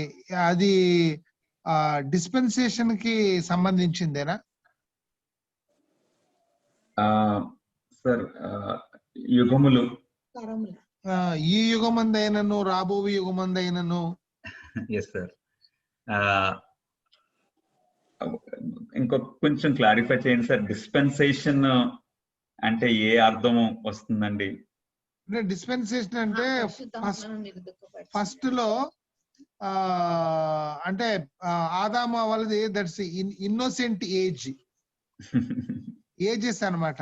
అంటే తర్వాత సిన్ ఎంటర్ అయిన తర్వాత అట్లాగే 7 డిస్పెన్సేషన్స్ అని మాకు చెప్పారనమాట. అది అది అది ఏమన్నా యుగాలకు సంబంధించిందా?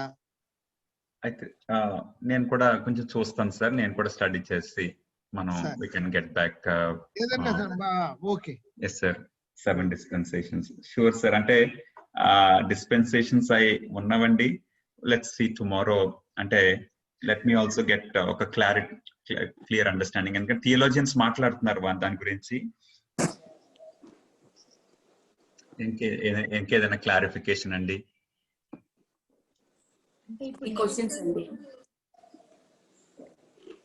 నెక్స్ట్ 7 తెగుళ్ళు ఇప్పుడు 14వ అధ్యాయం అయిన తర్వాత ఇంకా దేవుని రాకడ సూచన బ్రదర్. అంటే 7 తెగుళ్ళు అండి. అవును సిస్టర్. 7 తెగుళ్ళు అయిన తర్వాతనా?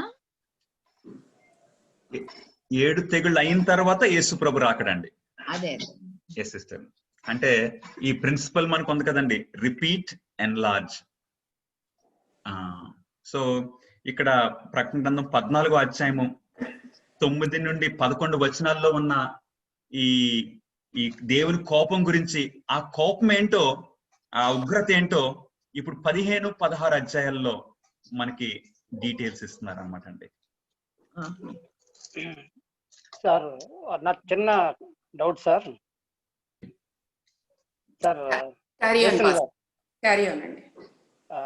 అంటే 11వ వచనంలో ఏముంటదంటే అండి, వారి బాధ సంబంధమైన పొగ యుగ యుగములు లేచునని ఉందండి. అవునండి. అంటే మనం ఇంతకు ముందు మాట్లాడినప్పుడు ఏంటంటే దేవుడు ప్రేమ కలిగిన దేవుడు కాబట్టి ఎవరైతే ఆయన నమ్మలేదు, ఎవరైతే ఆయనకు విరోధంగా జీవించారో వాళ్ళని ఆకాశం నుండి అగ్ని వచ్చి దహించి వేస్తుంది 2వ తీర్పు సమయంలో అన్నారండి. ఎస్ సార్, కరెక్ట్ అండి. సో మరి ఇప్పుడేమో యుగ యుగములు వాళ్ళ బాధ సంబంధమైంది ఉంటదని ఇక్కడ ఉంది సార్. అవునండి. సో ఈ రెండుకి కొంచెం క్లారిటీ ఇస్తే బాగుంది. అంటే యుగ అవునండి. యుగములు లేచనని ఉంది అంటే వాళ్ళు యుగ యుగాలు బాధపడతారా? Yes sir. అవునండి. వెరీ గుడ్ క్వశ్చన్ అండి. ఇంగ్లీష్ లో ఏముంది సార్? ఏదైనా చూసారండి ఇంగ్లీష్ లో? చూడలేదండి. ఇంగ్లీష్ లో ఎవరన్నా చదివితే బాగుంటదండి. 11వ వచనము, Revelation 14:11.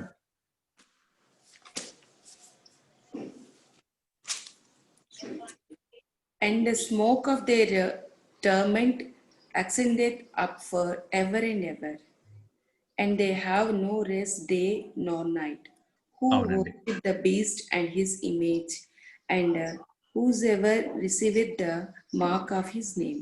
అవునండి. So for ever and ever, దాన్నే ఇక్కడ తెలుగులో యుగ యుగములని చెప్తున్నారు కదండి. సో ఫర్ ఎవర్ అంటే ఎంత కాలము? అవునండి. ఫర్ ఎవర్ అంటే ఎంతకాలం అన్నది బైబిల్ అర్థమే తీసుకోవాలన్నమాట అండి. మనకి 2 విషయాలు వస్తున్నాయి. ఫర్ ఎవర్ అంటే ఇంక దానికి అంతం లేదని, నంబర్ 1. తర్వాత ఇంకేదన్నా అర్థం ఉందా బైబిల్ ప్రకారంగా? నిర్గమ 21వ అధ్యాయము 6వ వచనానికి వెళ్ళి చూద్దామండి. నిర్గమ 21:6.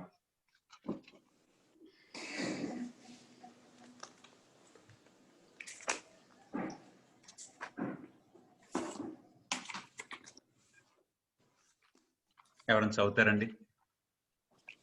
నిర్గమ 21:6. ఫస్ట్ లాజరస్ గారు మీరు చదవండి సార్, మీ మైక్ అన్మ్యూట్ లో ఉంది కదండి.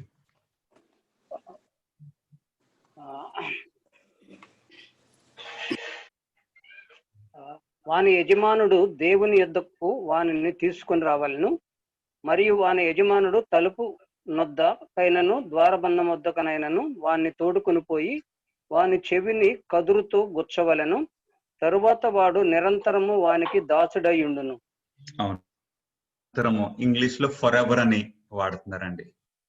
మరి ఆ వ్యక్తి నిరంతరము దాసుడిగా ఉండడానికి అవకాశం ఉందా? అతని లైఫ్ టైం వరకు ఉంటుందా? అదండి, ప్రాణం ఉన్నంత వరకు. ప్రాణం ఉన్నంత వరకు. సో ఫర్ ఎవర్ అంటే ఇక అన్లిమిటెడ్ అని చెప్పలేమన్నమాట అండి. గమనిస్తున్నారండి? సో బైబిల్ ఈ పదాలకి మనం బైబిల్ అర్థము ఇవ్వాలి. ఇంకోటి అండి, మొదటి సమూయేలుకి వెళ్దామండి. కొంచెం ఎవరైనా ఇంగ్లీష్ లో కూడా చూడమని నేను కోరుచున్నాను. మొదటి సమూయేలు 1వ అధ్యాయము. సో ఈ బైబిల్ ఈ విధంగా బైబిల్ పదాలకి బైబిలే అర్థం ఇవ్వాలన్నమాట అండి. మొదటి సమూయేలు 1వ అధ్యాయం. ఇక్కడ హన్న మాట్లాడుతుంది. హన్న మొదటి సమూయేలు 1వ అధ్యాయము 22వ వచనం అండి. నేను ఎవరన్నా ఇంగ్లీష్ లో చదువుతారండి? మొదటి సమూయేలు 1 Samuel 1:22. But Hannah did not go up.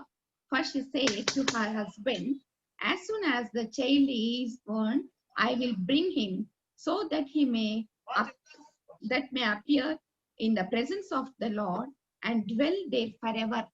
అవునండి, Samuel will dwell there forever. ఇక ఆ బిడ్డ నేను ఇప్పుడు రావట్లేదు, ఒకసారి బిడ్డ పాలు విడిచిన తర్వాత అప్పుడు నేను తీసుకొచ్చి అక్కడే ఇంకా నిరంతరం అక్కడ ఉండిపోయేలాగా నేను విడిచిపెట్టేస్తాను అని అంటుంది. సో నిరంతరం అంటే సమూయేలు ఇంకా దేవాలయంలోనే ఉన్నాడా? గమనిస్తున్నారండి? అప్పుడు ఆమె అర్థం ఇస్తుంది చూడండి. ఆ మాటల్లోనే 28వ వచనానికి వెళ్దాం. 1 Samuel 1 Samuel 1:28లో ఆ ఫర్ ఎవర్ అన్న మాటకి అర్థం దొరుకుతుంది చూద్దాం. Therefore I have lent him to the Lord as long as he lives. As long he lives, he is lent to the Lord.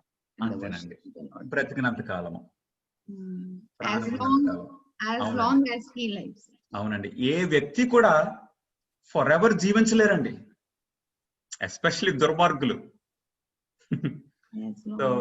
So మనం ఇప్పుడు ఆలోచించినట్లయితే మనకు అర్థమవుతుందండి. తర్వాత ఇంకొక ఆలోచన కూడా మనం వెళ్దాం. ఇప్పుడు కొత్త నిబంధనలో యూదా రాసిన పత్రికలో కూడా మనం ఇంతకు ముందు చూసాము. జస్ట్ ఒకసారి రిమైండ్ చేసుకుందాం. యూదా రాసిన పత్రిక 7వ వచనం అండి. ఒకే అధ్యాయం ఉంది, 7వ వచనము. ఇక్కడ just as Sodom and Gomorrah and the surrounding cities, which likewise indulged in sexual immorality and pursued unnatural desires, serve as an example by undergoing a punishment of eternal life. అవునండి, ఇటర్నల్ ఫైర్, తెలుగులో నిత్యాగ్ని దండన. So మరి సొదొమ గొమొర్రా ఇంకా కాలుతున్నాయండి. గమనిస్తున్నారండి? So Bible పదాలకి Bible అర్థం ఇవ్వాలి. So ఇప్పుడు 2 Peter 2:6లో, so ఇక్కడ యూదా రాసిన పత్రికలు అయితే నిత్యాగ్ని దండన అంటే నిత్యము కాలే అగ్ని అని నా డెఫినేషన్ ఇచ్చేస్తున్నాను నేను ఒక బోధకునిగా. లేదు, కుదరదు. ఇది పవిత్రమైన దేవుని వాక్యము. దీనిని నా సొంత అర్థాలు ఇస్తే కుదరదండి. It will be misleading. అందుగురించి దేవుని వాక్యానికి దేవుని వాక్యమే అర్థం చెప్పాలి. సో నిత్యాగ్ని దండంతో కాలుతుందని సొదొమ గొమొర్రా గురించి ఇక్కడ రాశారు. 2 Peter 2:6కి వెళ్దామండి ఒకసారి. ఎవరైనా చదువుతారు? 2 Peter 2వ అధ్యాయము 6వ వచనం.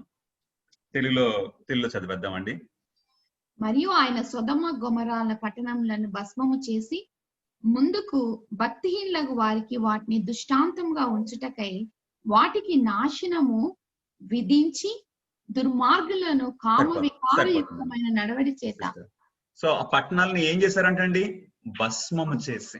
భస్మము చేసి అంటే భస్మం అంటే ఇంగ్లీష్ లో టర్న్ టు యాషెస్. నిత్యాగ్ని దండనలో నిత్యాగ్నితో ఆయన పనిష్ చేసిన సొదొమ గొమొరా ఏమైపోయిందంటండి?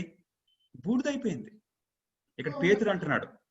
సో ఈ ఉట్టి మనము కేవలము ఒక్క చోట మాట తీసుకుంటే మిస్లీడ్ అయిపోయే అవకాశం ఉంది. అవునండి. సో అందుకు Bible all scripture is given by the inspiration of God. So దేవుని యొక్క వాక్యంలో మనం చూస్తున్నామండి. సో సొదొమ గొమొరా నిత్యాగ్నితో అంటే ఇటర్నల్ ఫైర్ తో కాలి, ఇక్కడ పేతురు అంటున్నాడు బూడిదైపోయింది. భస్మము ఇంగ్లీష్ లో turn to ashes and they are an example to us. భక్తిహీనులకు కూడా త్వరలో ఇలా జరుగుతుందని దేవుడు ఇదొక ఎగ్జాంపుల్ గా ఇచ్చారు. సొదొమ గొమొర కూడా నిత్యాగ్నితో కాలి ఎలాగ భస్మము అంటే బూడిదైపోయిందో, అలాగే దుర్మార్గులు కూడా ఆ అగ్నిలో నిత్యాగ్నిలో కాలి ఏమైపోతారండి? భస్మం అయిపోతారు, అంటే బూడిదైపోతారు అని మనకు ఒక ఎగ్జాంపుల్ గా ఇక్కడ దేవుడు ఇచ్చారు. గమనించండి. So we have to put this together. అప్పుడు మనం బిగ్ పిక్చర్ చూస్తాం అనమాట అండి. Thank you very much sir. Thanks అండి. థ్యాంక్ యూ పాస్టర్ గారు. You can lead you prayer. సరేనండి. థ్యాంక్స్ అండి. ప్రార్థన చేసుకుని, మహాపరిశుద్ధుడా నాయనా, నీకే స్తుతులు స్తోత్రములు. నీ మార్గములు, నీ పద్ధతులు, నీ న్యాయ విధులు ప్రభువా సమస్తము కూడా నాయనా యథార్థమైనది, న్యాయవంతమైనది. ప్రభువా స్తుతులు స్తోత్రములు చెల్లించుకుంటున్నాము. పాపులను శిక్షించుటలో కూడా ప్రభువా నీ యథార్థత, నీ సుగుణాలు మేము చూడగలుగుతున్నాము. అందుని బట్టి మీకు వందనాలు చెల్లించుకుంటున్నాము. ఈరోజు ప్రకటన గ్రంథం 14వ అధ్యాయంలో ఆ 3 దూతల గురించి మీరు మాకు చూపించారు, బోధించారు. నాయనా ఇదిగో ప్రభువా, ఆ పని, ఆ దూతలు చేస్తున్న ఆ పని మేము చెయ్యాలని మా మీద ఉన్నదని మేము ఈరోజు తెలుసుకున్నాం ప్రభువా. నాయన మేము చేస్తామని, మేము మీ సువార్తను అందరికి అందిస్తామని మీరు ఎదురు చూస్తున్నారు ప్రభువా. నాయన ఇదిగో మా అన్నదమ్ముల అక్క చెల్లెలు మేము అందరం కలిసి ప్రభువా మా వంతు ప్రభువా మేము చేయటానికి మీ కృప, మీ పరిశుద్ధాత్మ సహాయము మాకు దయచేయమని, ఈ సమయమందు ఒక్కొక్కరిని కూడా పేరు వరుసన ఆశీర్వదించమని, మరలా ఇలా కలుసుకునే వరకు మీ కృప మాకు తోడుగా ఉంచమని మా ప్రభువును మీ ప్రియకుమారుడైన నజరుడైన యేసు క్రీస్తు నామములో అడిగి వేడుకొంచున్నాము తండ్రి. ఆమేన్. మన తండ్రి అయిన దేవుని యొక్క ప్రేమయు, మన ప్రభువు మన రక్షకుడైన యేసు క్రీస్తు యొక్క కృపయు, పరిశుద్ధాత్మ దేవుని యొక్క ఆదరణ, అన్యోన్య సహవాసం మనందరికీ మన ప్రభు వచ్చు పర్యంతరం తోడేయండును గాక. ఆమేన్. థ్యాంక్స్ అండి. Thank you, dear pastor. Thank you, brothers and sisters. Tomorrow we will meet again at the same time. Thank you, Andy. Bye bye.